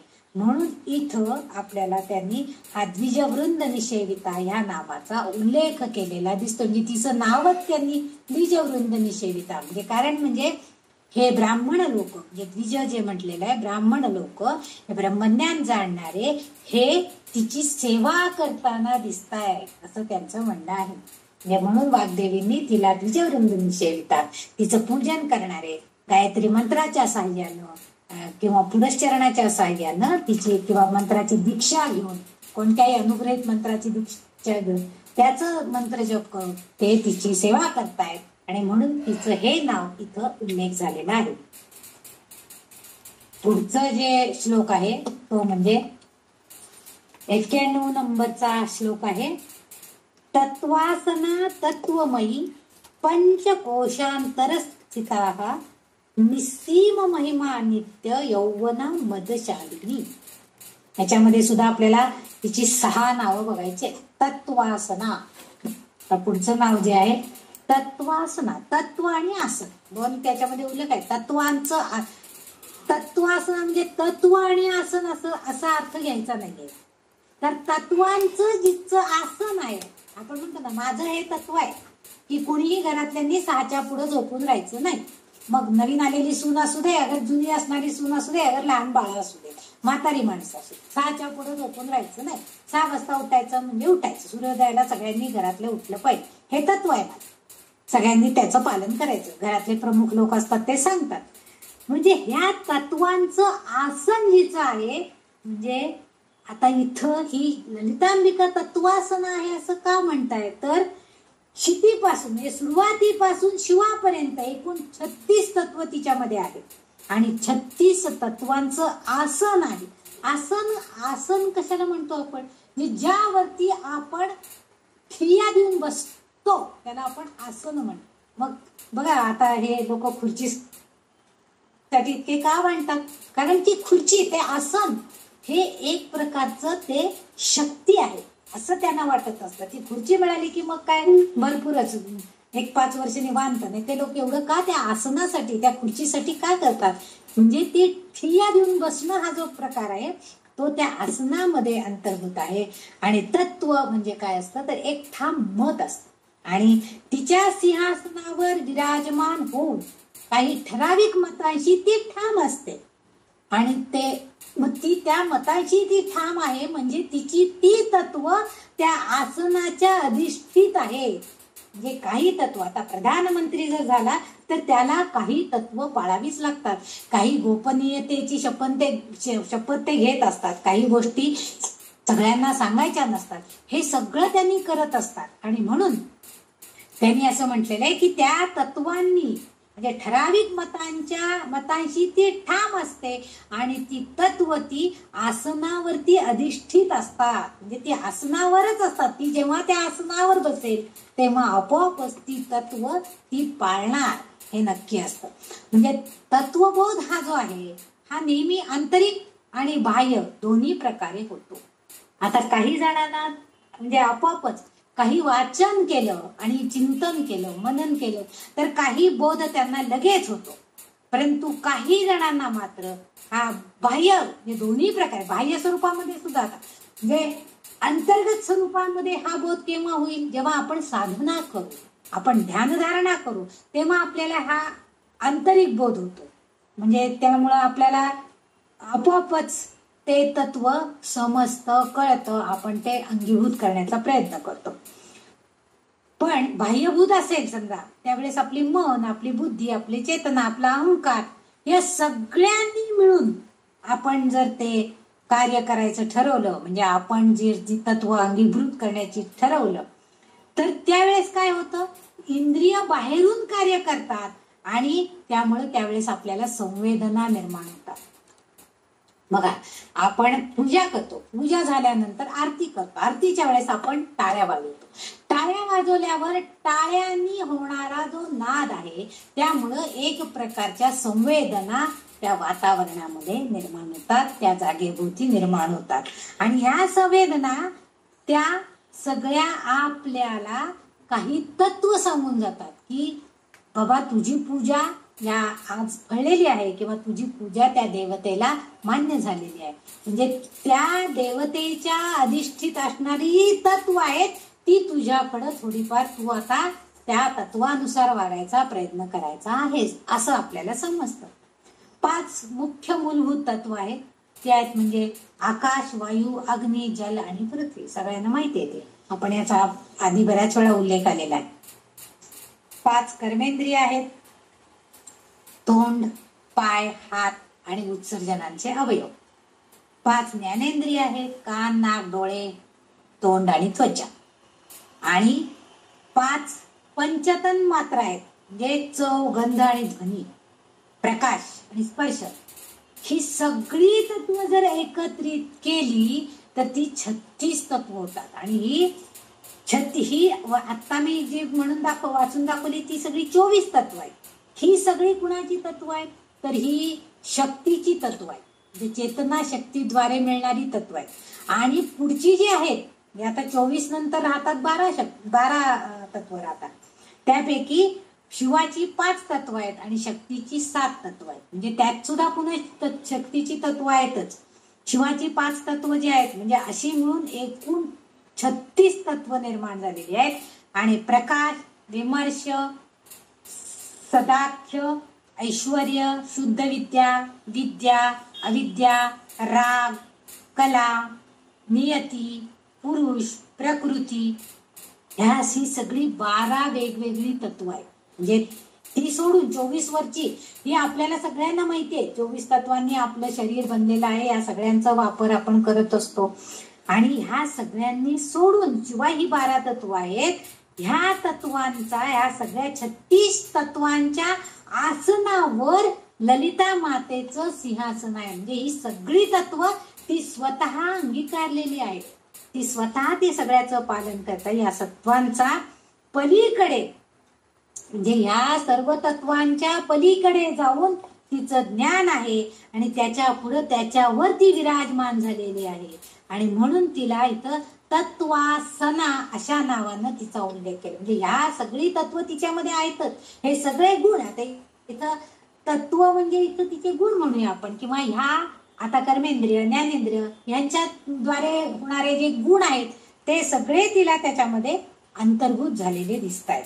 आणि म्हणून इथं ललितांबिकेचं हे 424 नंबरचं नाव तत्वासना असं, म्हणजे त्या ज्या आसनावरती बसते आहे त्या आसनावरती, त्या मातेच्या सिंहासनावरती ही सगळी 36 तत्व आधीच अधिष्ठित आहेत आणि त्यावर माझी ही ललिता माता बसलेली आहे. आणि त्यामुळं तिच्या पूजनानं, तिच्या कृपाप्रसादानं आपल्याला सुद्धा ती तत्व आपोआप संक्रमित होते. आणि म्हणून तिचं इथं तत्वासना हे नाव उल्लेख केलं गेलेलं आहे. पुढचे जे नाव आहे त्याच्यामध्ये तत्वमयी. तत्वमयी ह्याच्यामध्ये तत्, त्वम आणि मयी असे 3 शब्द आहेत. ते तत्वमयी हे जे नाव, एक नाम दिलेलं आहे तत्वासना तत्वमयी, त्याच्यामध्ये तत्, त्वम आणि मयी अशी 3 संधिफोड झालेले आहेत आणि त्यात प्रत्येकाला त्यांनी एक एक वेगळं नाम म्हणून उल्लेख केलेला आहे. म्हणजे जसं अथर्वशीर्ष त्वम त्वम तत्वम असं तत्वमसी वगैरे असं जे उल्लेख केले गेलेले असतात तसं इथं तत्. आता ओम तत् सत यामध्ये तत् म्हणजे काय, तर ते किंवा ती असा उल्लेख आहे. तत् म्हणजे ती, तो असा अर्थ आहे. आता ही ब्रह्मस्वरूपिणी ललिता माता आहे. यात साधक मुक्ती मार्गाने जात असताना परिणामांची फिकीर करत नाहीत. म्हणजे जेव्हा मुक्ती मार्गाचा अवलंब करणारे जे साधक असतात ते जर गेले तर त्या मार्गाने जात असताना ते परिणाम काय होईल, म्हणजे मी इतका वेळ ध्यान धारणेला बसलो तर काय होणार आहे याचा विचार त्यांनी कधी करत नाही. तत् म्हणजे परब्रह्म, आत्मज्ञान, ज्याकडे लक्ष केंद्रित करतात. आणि आपलं म्हणजे ते म्हणजे ते लोक, साधक लोक हे काय करतात तर आत्मज्ञान मिळवण्यासाठी लक्ष केंद्रित करतात. स्वतः तपस्या, त्याग, विविध संस्कारांचे आचरण करतात. आणि ही जी ललिता माता आहे ही त्यावेळेस काय करते, चैतन्याच्या सर्वोच्च पातळीवर ती असते, ती बघत असते. आणि मग ती शुद्ध चैतन्य पातळी ब्रह्म ही शुद्ध चैतन्याची पातळी जी आहे ती म्हणजे तत् म्हणजे ती आहे. आणि ती आपल्या भक्तांना सुद्धा देण्याचा प्रयत्न करते. म्हणून इथं तिचा तत् असा उल्लेख आलेला आहे. तत् म्हणजे ती आहे, शुद्ध चैतन्य पातळीमध्ये ती आहे असा उल्लेख आहे. आणि साधक जेव्हा मुक्तिमार्गाचा प्रयत्न करत असतात तेव्हा त्यांना ही शक्ती प्रदान करण्याचं काम ललिता माता करते. त्याच्या पुढचं जे त्यांनी उल्लेख केलेलं नाम आहे त्या तत्वमयी मधलं त्वम म्हणजे तू आहेस. पहिल्यांदी ती आहे असा उल्लेख आहे, आता तू आहेस असं म्हणताय. त्वम म्हणजे कोण, ब्रह्म, तू आहेस असा उल्लेख आहे. म्हणजे तुम्हीच ब्रह्म आहात, तत् तू त्वम तुम्ही असं आहे. म्हणजे तत्त्वमसी, तत्त्वम असी यामध्ये उपनिषदांमध्ये याचं वर्णन करताना ते म्हणतात की ते ब्रह्मज्ञान परिचित वस्तूंपेक्षा वेगळे आहे, अज्ञात वस्तूंच्याही पलीकडे आहे. आणि आत्मसाक्षात्कारात म्हणजे तो आणि मी म्हणजे शिव आणि शिवा यांचे ऐक्य, त्यांचे मिलन याशिवाय दुसरं काहीही नाहीये. आणि म्हणूनच तत्त्वम असी असं म्हटलेलं आहे उपनिषदांमध्ये. तत्त्वमसी आपण अथर्वशीर्षामध्ये तत्त्वमसी हा शब्द बऱ्याच वेळा आलेला आहे. आणि तत्त्वमसी म्हणजे काय, तत्त्वमसी ती तू आहेस, ती तुम्ही आहात असं जेव्हा आलेलं आहे याचा अर्थच असा आहे की शिव आणि शिवा म्हणजे ललिता देवी आणि शिवशंकर हे दोन्हीही जे आहे त्यांचं ऐक्य होतं. आणि ह्या ऐक्यातूनच आपल्याला ब्रह्मनिर्मिती म्हणजे सृष्टी निर्मिती झालेली दिसते. हेच खरं आहे. आणि अशा अर्थानं इथं त्वम हा उल्लेख इथं आलेला आहे. म्हणजे यांच्या मिलनाशिवाय दुसरं काहीही सत्य नाहीये, दुसरं काहीही नाही, ते तूच आहे असं म्हटलेलं आहे.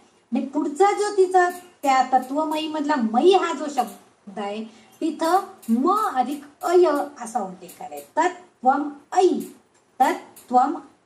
तत्त्वम आणि ऐ, तत्वमयी शब्दाची फोड तत्त्वम ऐ अशी केली गेलेली आहे. आणि तिथं म्हणजे यावरील सगळ्या आता म्हणजे त्वम आणि मयी, आता मयी म्हणूया आपण, या 3 नावांचा अभ्यास करताना एकत्रित करायला पाहिजे. आणि आता तेव्हा असं म्हणतायत की अय म्हणजे विश्वाची सर्वोच्च म्हणजे अय म्हणजे माता, आई. आणि इथं आई याचं संबोधन वापरताना आदरयुक्त प्रेम त्यातून प्रगट होताना दिसतंय. म्हणजे त्या ललिता तत्वमयी, तू आई आहेस. आई याला माता, ही माता आहे हे संबोधन वापरताना आपोआपच प्रत्येकाला आपल्या आईविषयी प्रेम वाटतच असतं. आईचा उल्लेख कोणी मातोश्री, काही माता असं म्हणून करत असतात आणि त्याच्यातून अर्थातच प्रेम प्रगट होत असतं. म्हणजे प्रेम हे नेहमीच शुभ कल्याणकारी असतं. म्हणजे ते आईचं मुलावर असू दे, अगर मुलाचं आईवरती असू दे. मुलगा सुद्धा आईला पहिला पगार आला की मुलगा पगार आणून आईच्या हातात देतो, सांगतो की आई हा माझा पहिला पगार. आई सांगते देवाजवळ ठेव. म्हणजे हे जे आहे ते शुभ कल्याणकारी जे आहे ते सगळं प्रेमच आहे. आणि आई त्याला सांगते आज तू पहिला दिवस आहेस, नोकरीला निघालायस, प्रामाणिकपणे आपलं काम करायचं, आपल्या कामामध्ये कुठेही कुचराई करायची नाही, असं ती आई आपल्या मुलाला सांगत असते. म्हणजे शुभ कल्याण करणारीच अशी जी तत्वमयी आहे, म्हणजे स्थूलातून सूक्ष्माकडे रूपांतरित होऊन आपण सर्व अर्थ जाणून घेत आहोत. म्हणजेच आपण साधक, हे सगळं जेव्हा आपण आता समजून घेतलं, तत्त्वम आणि आई या तीनही शब्दांचे अर्थ आपण जाणून घेतलेले आहेत. आणि म्हणजे स्थूलाकडून आपण सूक्ष्माकडे आता जाणार आहोत. स्थूल रूपाचा आपण नेहमीच अभ्यास करतो, ते असं आहे, ते तसं आहे, तिची सुंदर मूर्ती आहे, डोळे असे आहेत, साडी नेसवली अशी, फुलफळांनी सजवले, हे आपण नेहमीच बघतो. परंतु आता आहे सूक्ष्म रूपाचा अभ्यास आपण, म्हणजे त्याचं सूक्ष्म रूपाकडे रूपांतरित होते आणि तो अर्थ आपण जाणून घेत आहोत. म्हणजे साधक जेव्हा आपली आध्यात्मिक प्रगती करण्याच्या वाटेवर असतो तेव्हा त्याला तत्वमसी, म्हणजे ती तूच आहेस हेच जाणायचं असतं. आणि त्याचं सूक्ष्म रूप जाणून घेतलं तर तेच नाव इथं वाग्देवीने दिले, तत्वमसी, तत्वमयी. हे ती तूच आहे की जी साधकांना तू ही शक्ती देणारी आहेस, स्थूलातून सूक्ष्माकडे नेणारी आहेस. आणि तेच इथं या वाग्देवीने उल्लेख केलेला आहे. त्या तीन नावं मिळून हे एक नाव तत्वमयी असं उल्लेख केलेला इथं आपल्याला दिसतो. पुढचं जे नाव आहे 428 नंबरचं, पंचकोशांतरस्थिता असं नाव दिलेलं आहे. आता पंचकोश, पंच म्हणजे पाच, सगळ्यांना माहिती, कोश म्हणजे आवरण, कोश म्हणजे आवरण, आणि अंतरस्थिता, अंतर म्हणजे आतमधल्या बाजूला, आणि स्थिता म्हणजे राहणे. म्हणजे पाच कोशांच्या आवरणात राहणारी, साधा सरळ सोप्या शब्दात अर्थ या शब्दाचा पंचकोशांतरस्थिता, पंचकोशांच्या म्हणजे पाच कोशांच्या आवरणात राहणारी ही माता आहे. पाच आवरणात म्हणजे काय हो, तर मानवी शरीरात ती वास करते, त्याला पिंड शरीर असं म्हणतो आपण. या पिंडामध्ये, या देहामध्ये, या पिंडामध्ये ही माता सुद्धा राहती आहे असं आपण म्हणतो. मानवामध्ये सुद्धा पंच प्राणात ती राहते असंही आपण उल्लेख करतो. आणि आतला आत्मा जो आहे तो तीन आवरणांनी व्यापलेला आहे. हे बघा, एक पिंड आहे, पंचप्राण आपण म्हणतोय, म्हणजे वरचा देह, आतला पिंड, त्याच्या आत असणारा आत्मा, आत्मा तीन आवरणांचा आहे. कोणता तीन आवरण कोणती आहेत ती, तर कारण शरीर, सूक्ष्म शरीर आणि स्थूल शरीर, हे तीन आवरणांनी आपला आत्मा जो आहे तो व्यापलेला असतो. कारण आत्मा जो आहे तो अतिशय सूक्ष्म आहे, तो आपल्याला दिसू शकत नाही, आपण त्याला काही म्हणू शकत नाही किंवा काही बघू शकत नाही. पण आपलं वरचं जे देह आहे, देहाचे जे आवरण आहे हे सर्वात बाहेरचं आवरण आहे, हे आपोआप नाश होऊ शकतं, हे आपल्याला माहिती आहे. नश्वर देह आहे, परंतु त्याच्या आतमध्ये असणारा जो आत्मा आहे तो तीन अवस्थांमध्ये आहे. सूक्ष्म शरीरामध्ये आहे, स्थूल शरीर आणि कारण शरीर आहे. स्थूल शरीर, सूक्ष्म शरीर हे जे आहे ते दीर्घकाळ असतं, म्हणजे आत्मा जो आहे तो आपला दीर्घ काळपर्यंत आपल्या शरीरामध्ये वास करून असतो. जोपर्यंत आपल्याला त्याची ओळख होत नाही तोपर्यंत तसाच सूक्ष्म रूपामध्ये राहिलेला असतो. आणि कारण शरीर जे आहे ते शरीर जे असतं ते मात्र काय, मुक्तीच्या अंतिम टप्प्यापर्यंत आहे. कारण शरीर म्हणजे आपल्या शरीरातला आत्मा मोक्षासाठी निघून जातो, पण तो जात असताना मुक्ती मिळवायची असेल तर आपल्याला दीर्घकाळपर्यंत सूक्ष्म शरीरामध्ये राहावं लागतं, आणि तो मुक्तीचा अंतिम टप्पा आहे.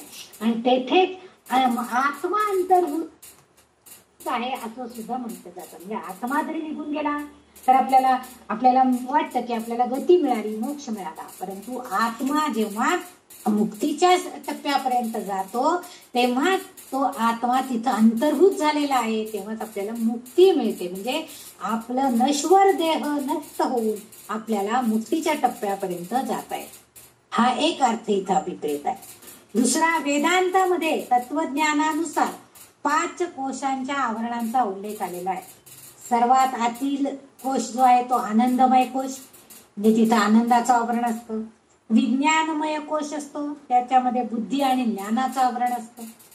मनोमय कोश असतं, तिथं मनाचं आवरण असतं. प्राणमय कोश हा जो आहे तो प्राण, अपान, वायूंचं आवरण असतं, म्हणजे ते सूक्ष्म शरीराची सुसंगत असं असतं. आणि अन्नमय कोश 5वा जो आहे बाह्य किंवा अन्नाचे आवरण. आणि हे बाह्य आवरण स्थूल देहाशी, शरीराशी संबंधित आहे. म्हणजे बाहेरून आपण अन्न ग्रहण करत असतो, मग आपल्याला बाहेरून गेलेलं हे आवरण जे आहे ते स्थूल देहाशी संबंधित आहे. म्हणजे या 5 कोशांच्या अंतर्गत ती स्वतःला लपवते असं म्हटलेलं आहे. म्हणजे काय करते, तिचे प्रगटीकरण तिथं कुठंच होत नाही. म्हणजे ती ह्या पंचकोशांतर स्थिता, या 5 आवरणांमध्ये ती राहते, पण आपल्याला ती कुठंच दिसत नाहीये. आणि कारण काय आहे, ती ललिता स्वतःला लपू देहदंडधारी स्वरूपामध्ये ती जगाला भ्रमित करते. म्हणजे देहदंड जो आपला आहे, म्हणजे आपलं शरीर जे आहे देह, त्याला ती काय करते, मायेचं आवरण घालते. आणि त्याच ह्याच्यामध्ये आपण गुरफटून राहतो की हा छान, मला छान छान खायला मिळालं, मला छान छान बघायला मिळालं, मला छान छान सगळीकडे जायला मिळालं, हे आपण प्रयत्न करतो. म्हणजे ह्या भ्रमामध्ये आपण, भ्रमित जगामध्ये आपण त्या आवरणामध्ये राहतो. म्हणून तिला पंचकोशांच्या आत राहणारी, पंचकोशांतर स्थिता, आवरणात राहणारी, त्या 5 कोशांच्या आवरणामध्ये आत राहणारी असा तिचा उल्लेख आहे. यात आपण देवी भगवतीच्या नवार्ण पूजा विधी करताना ती आपल्याला प्रत्यक्ष स्वरूपामध्ये दिसत नाही, पण बाह्य रूपामध्ये ती दिसते. त्यात आपण देवी भगवतीच्या नवार्ण पूजेचा जेव्हा विधी करतो तेव्हा 9व्या आवरणानंतर पंचपंचिका पूजा म्हणून एक करतात. म्हणजे बिंदूच्या अंतर्गत 5 देवींची पूजा केली जाते.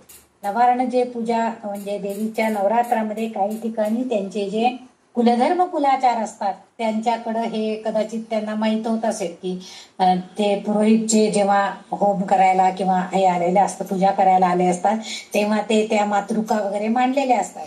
आणि तेव्हा 5 देवींची, म्हणजे निम्मा होम होत आला की ते 5 देवींची पूजा करतात. म्हणून ही पंचस्वरूपातील पूजा विधी आहे. म्हणजे 5 देवी ज्या आहेत मुख्य आपण म्हणतो त्याला, त्या देवींचं हे पूजन केलं जातं. किंवा हा एक अर्थ अभिप्रेत झाला.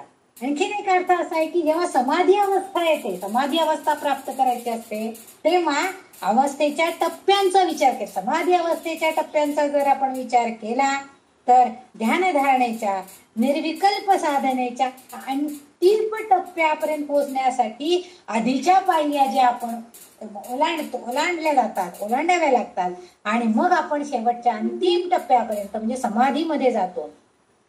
आणि त्याही 5 पायऱ्या आहेत. म्हणून ललिता मातेचा उल्लेख पंचकोशांतर स्थिता असा केला.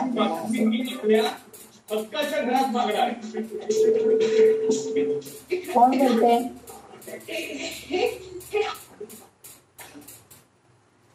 ललिता मातेचा उल्लेख तिथं पंचकोशांतर स्थिता असा केला गेलेला आहे. म्हणजे आपण जेव्हा साधक लोक साधना करतो आणि आपल्याला जर समाधी अवस्था गाठायची असेल तर त्यावेळेस आपल्याला 5 पायऱ्या आहेत समाधी अवस्थेच्या, आणि त्या 5 पायऱ्या ओलांडून अंतिम टप्प्यात गेलो तर आपल्याला समाधी मिळते. आणि त्या ठिकाणी ललिता माता आहे असं म्हटलं जातं. म्हणून तिचा उल्लेख पंचकोशांतर स्थिता असा केला गेला आहे. समाधी अवस्थेमध्ये काय होतं, भौतिक सुखदुःखांच्या पलीकडं जाणं ही एक गोष्ट आहे. स्पर्श, रस, गंध, रूप, शब्द या 5 विषयांच्या बाबतीमध्ये कोणतीच आसक्ती त्यांना राहत नाही. हे समाधी अवस्थेमध्ये जे ध्यानधारणा करणारे लोक आहेत, ऋषितुल्य लोक आहेत, ते ह्या सगळ्या स्पर्शाचा, रसाचा, गंधाचा, रूपाचा, शब्दांचा, म्हणजे कुणीही काही बोललं तरी ते निर्विकार मनानं ऐकून घेतात. कोणतेही छान रूप दिसलं तरी त्याच्या मोहामध्ये ते पडत नाही. कितीही चांगला गंध येत असला तरी ते पदार्थ छान वास येतोय म्हणून खावं वाटणं हा मोह त्यांना होत नाही. रस जेव्हा चांगल्या तऱ्हेचं काही आपल्या डोळ्यासमोर असेल तरी त्याचा मोह, त्याची आसक्ती त्यांना वाटत नाही. आणि कोणत्याही स्पर्शानं त्यांना कशातही लोभ वाटत नाही. म्हणजे त्याच्या म्हणजे सुख दुःख म्हणजे कोणतीच त्यांच्या मनामध्ये आसक्ती राहत नाही. सुख दुःख, भूक ताण, मान अपमान कशाचीही अनुभूती त्यांना होत नाही. म्हणजे काय, ते कशाचा विचार करत नाही. या गोष्टींचा त्यांच्या मनामध्ये विचारांचा लवलेशही येत नाही. म्हणजे थोडक्यात म्हणजे स्थितप्रज्ञ अवस्था त्यांची आलेली असते. म्हणून देवी भगवती जी आहे ती आपल्याला या 5 कोशातून बाहेर पडून समाधी अवस्थेमध्ये जाण्याचं जणू काही मार्गदर्शन करते आहे, असाही अर्थ इथं अभिप्रेत असल्यासारखा वाटतो. म्हणून तिचं हे नाव आलेलं आहे. म्हणजे ह्या 5 अवस्था ओलांडून आपणही या स्थितप्रज्ञ अवस्थेमध्ये यायला पाहिजे. स्थितप्रज्ञ अवस्था आपण प्राप्त करून घेतली पाहिजे. आणि ही केवळ आणि केवळ हिच्या ध्यानधारणेनं, हिच्या समाधी अवस्थेनं, हिचं नाम घेतल्यामुळेच आपल्याला मिळणार आहे.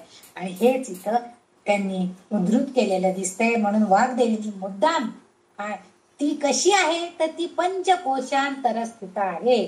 5 कोशांच्या आवरणांमध्ये राहणारी आहे. बघा वेगवेगळ्या प्रकारे तिचं हाच अर्थ अभिप्रेत होतो.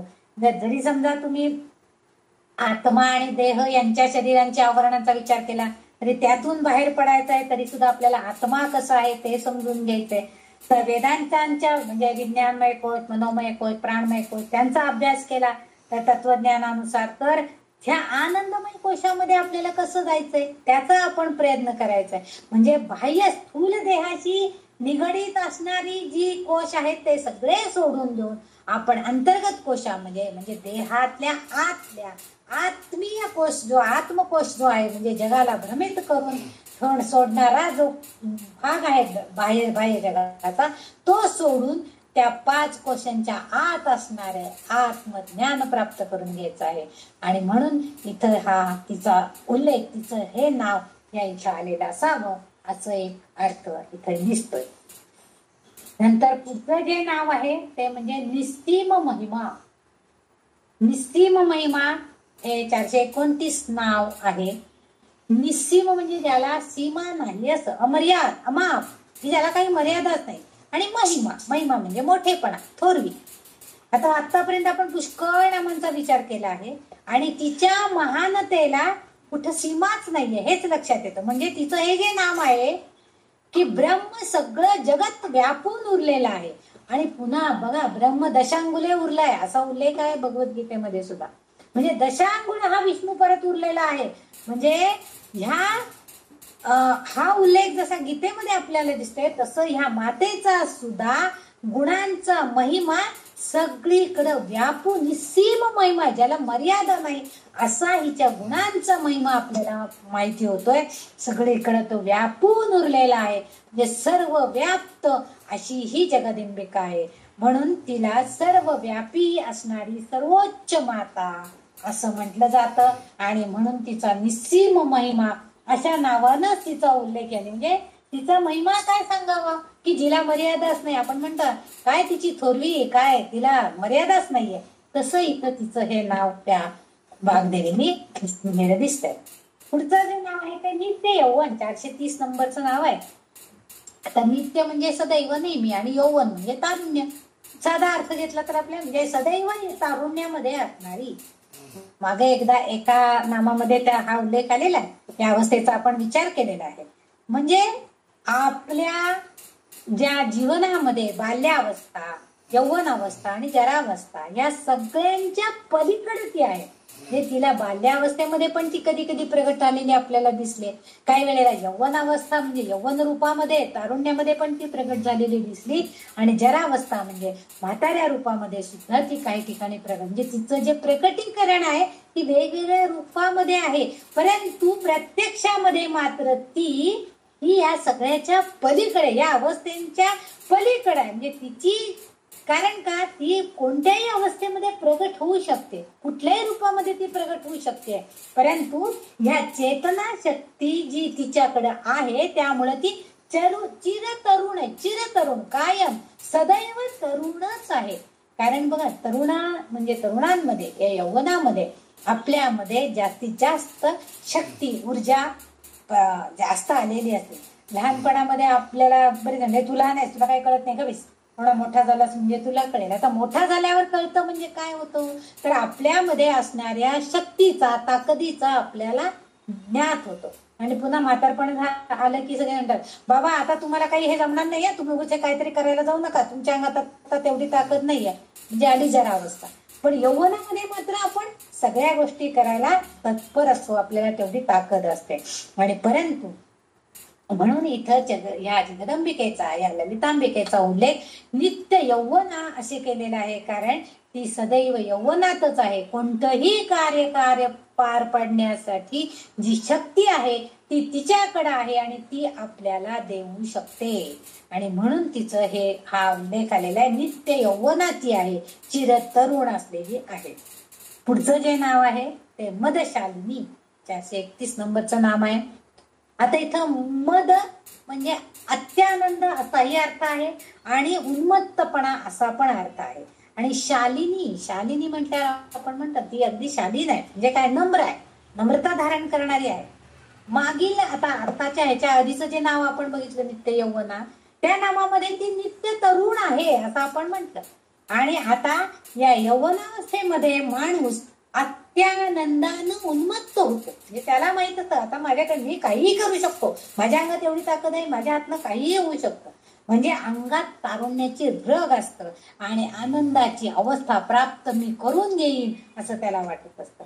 आणि हा आनंदाचा जो टप्पा आहे, जेथे हा आनंद केव्हा मिळतो की जिथं त्या व्यक्तीचा म्हणजे त्या साधकाचा ब्रह्म्याशी एकत्रित रूप येतो, म्हणजे ब्रह्म्याशी एकरूप त्याला होता येतं, तेव्हा फक्त त्याला आनंद मिळतो. आज आपण बघतो की बरीचशी उदाहरणं आपल्याला दिसतात की आता या IT क्षेत्रामध्ये भरपूर पगार कमावणारी मुलं आहेत, भरपूर त्यांचं पॅकेजेस आहेत, अगदी ऐशोआराम आहे, परंतु तरी सुद्धा त्यांना शांती किंवा मनस्वास्थ्य हे नाहीये.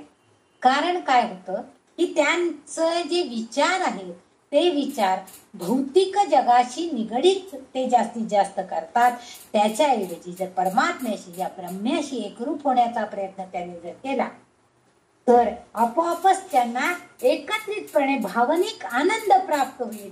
कारण ही ललिता माता ही स्वतः ब्रह्म आहे आणि ती नक्कीच त्याच्यावरती कृपा करणारच आहे. आपल्याकडे आपण आजकाल बघतो की रात्री त्याला कॉल असतात 11-12 वाजेपर्यंत, त्यामुळे दिवसा तो 11 वाजेपर्यंत झोपतो. उठला की काही नाही, परत एकदा आंघोळ पांघोळ आवरून पुन्हा 1:30-2ला तो एकदा कामाला बसला की त्याला रात्रीच 12च्या शिवाय त्याला वेळच नसतो अजिबात. हे IT क्षेत्रातल्या पालकांचे सगळ्यांच्याकडनं हे वर्णन आपण बऱ्याच वेळा ऐकतो. याचा अर्थ असा की ते त्या ब्रह्मस्वरूपाशी निगडीत होण्याचा प्रयत्न करायला त्यांच्याकडे वेळच नाहीये, अशी परिस्थिती निर्माण होते. आणि त्यामुळं भावनिक आनंद जो त्यांना मिळवायचा आहे तो प्राप्त करण्यामध्ये ते मुकतात. आणि म्हणूनच ते ललिता देवीशी ते एकरूप होऊ शकत नाहीत. कारण इथं आणखीन एक गोष्ट लक्षात घ्यायची की ही ललिता देवी साधकांना, म्हणजे आपल्यासारख्या साधकांना ती सांगते की आपण तारुण्य अवस्थेमध्ये, म्हणजे तरुण झाला मुलगा की आपण त्याचं लग्न करून देतो, एक जोडीदारी दोघं एकमेकांसाठी असतात. मग तेव्हा जोडीदाराच्या मनातील विचार आपल्याला कळले पाहिजे. ती डॉक्टर असती, ती दिवस रात्र ड्युट्या करत बसते आणि हा IT क्षेत्रामध्ये, हा पण आपल्या कामामध्ये असतो, म्हणजे दोघांच्या विचारांची एकत्रितपणा कुठंही घडत नाही आणि त्यामुळं त्यांना आनंदाची अवस्था प्राप्तच होऊ शकत नाही. म्हणून सुट्टीच्या दिवशी म्हणजे अगदी त्यांना असं वाटतं नाही आज म्हणजे फक्त झोप काढायची, दोघांनी बाहेर जाऊन खायचं प्यायचं झालंय, हा त्यांचा आनंद असतो.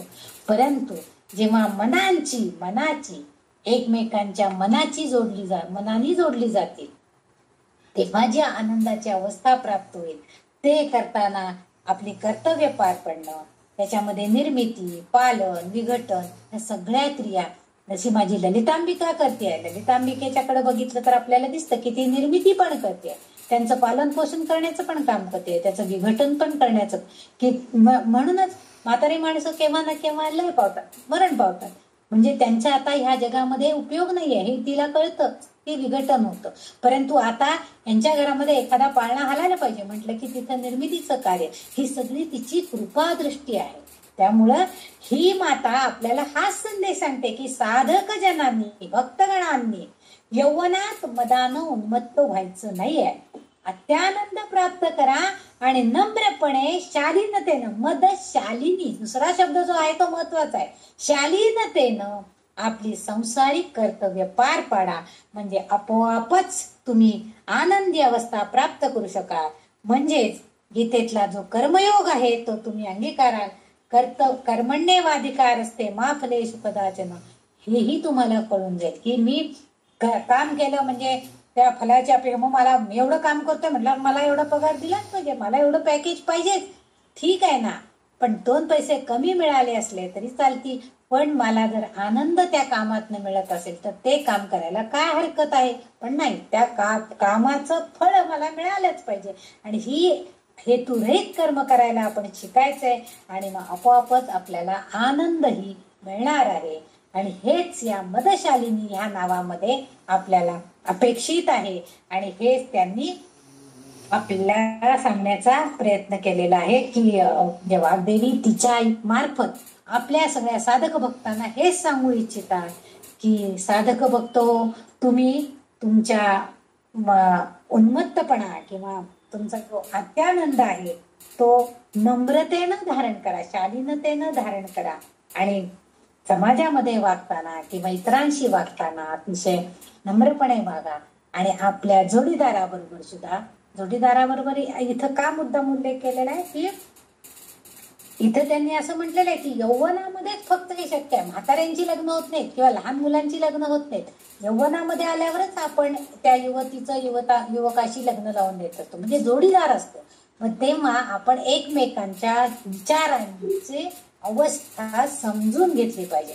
म्हणजे समजा आता त्या मुलीचे आई आजारी आहे तर त्या मुलानं विचार केला पाहिजे की बाबा तिच्या आईला बरं नाही आहे, तिची आई दवाखान्यात आहे, तर हा विचार त्या मुलानं केला पाहिजे, समजून घेण्याचा. आज तू काय भातच केला नाहीस, कुकर का लावला नाही इतका वेळ, इतका वेळ कशाला फोनवर बस, हे उपयोग नाहीये. म्हणजे ही समजून घेण्याची वृत्ती आपल्यामध्ये यायला पाहिजे. कारण ललितांबिका सांगते की ती स्वतः सुद्धा हे सगळं सांभाळते, निर्मिती करते, पालन करते, हे सगळेच काम ती जर करू शकते तर तेव्हा तुम्ही सुद्धा हे सगळं तिच्याकडनं शिकण्याचा प्रयत्न करा, तरच तुम्हाला आनंदाची प्राप्ती होणार आहे. म्हणून नम्रतेनं, शालीनतेनं आपले संसारिक कर्तव्य पार पाडण्याचा आपण प्रयत्न करायचा आहे. मग आपोआपच तुम्ही आनंदाचे अधिकारी व्हाल, अत्यानंद तुम्हाला प्राप्त होईल. इथं हा 91वा श्लोक संपलेला आहे. आपण इथंच थांबूया, पुढचा श्लोक उद्या बघूया. जे काय सांगण्याचा मी प्रयत्न केला, काही ठिकाणी थोडं भरकटल्यासारखं झालं असेल, काही ठिकाणी तुमच्या डोक्यावर नाही गेलं असेल, परंतु त्याला काही इलाज नाही, त्याचे अर्थच तसे आहेत. जे चांगलं काही तुम्हाला समजलं असेल तर ते थोडेफार तिची कृपा आहे समजा, जे काही नसेल समजलं तर ते माझं अज्ञान आहे समजा, आणि मला कृपा करून माफ करा. त्या देवीकडे मी हीच प्रार्थना करते की जे काय चुकीचं झालं असेल त्याबद्दल तूही मला क्षमा कर आणि पुढच्या वेळेला मला चांगलंच सांगण्याचा प्रयत्न करायचा तूच बुद्धी दे, ही प्रार्थना करून मी आज इथंच थांबते. सगळ्यांचा धन्यवाद, तुम्ही सगळ्याजणी एवढं ऐकता आणि त्या जगदंबेच्या कृपेनं आपल्याला इथपर्यंत आपण आलेलो आहोत. आज आपण 431 नावांचा अभ्यास केलेला आहे. उद्यापासून आपण पुढच्या नावांचाही अभ्यास करू आणि असाच अभ्यास आपण 1000 नावापर्यंत नेणार आहोत. धन्यवाद. जय जगदंब, जय जगदंब, जय जगदंब. ओम नमो भगवती देवी नमः.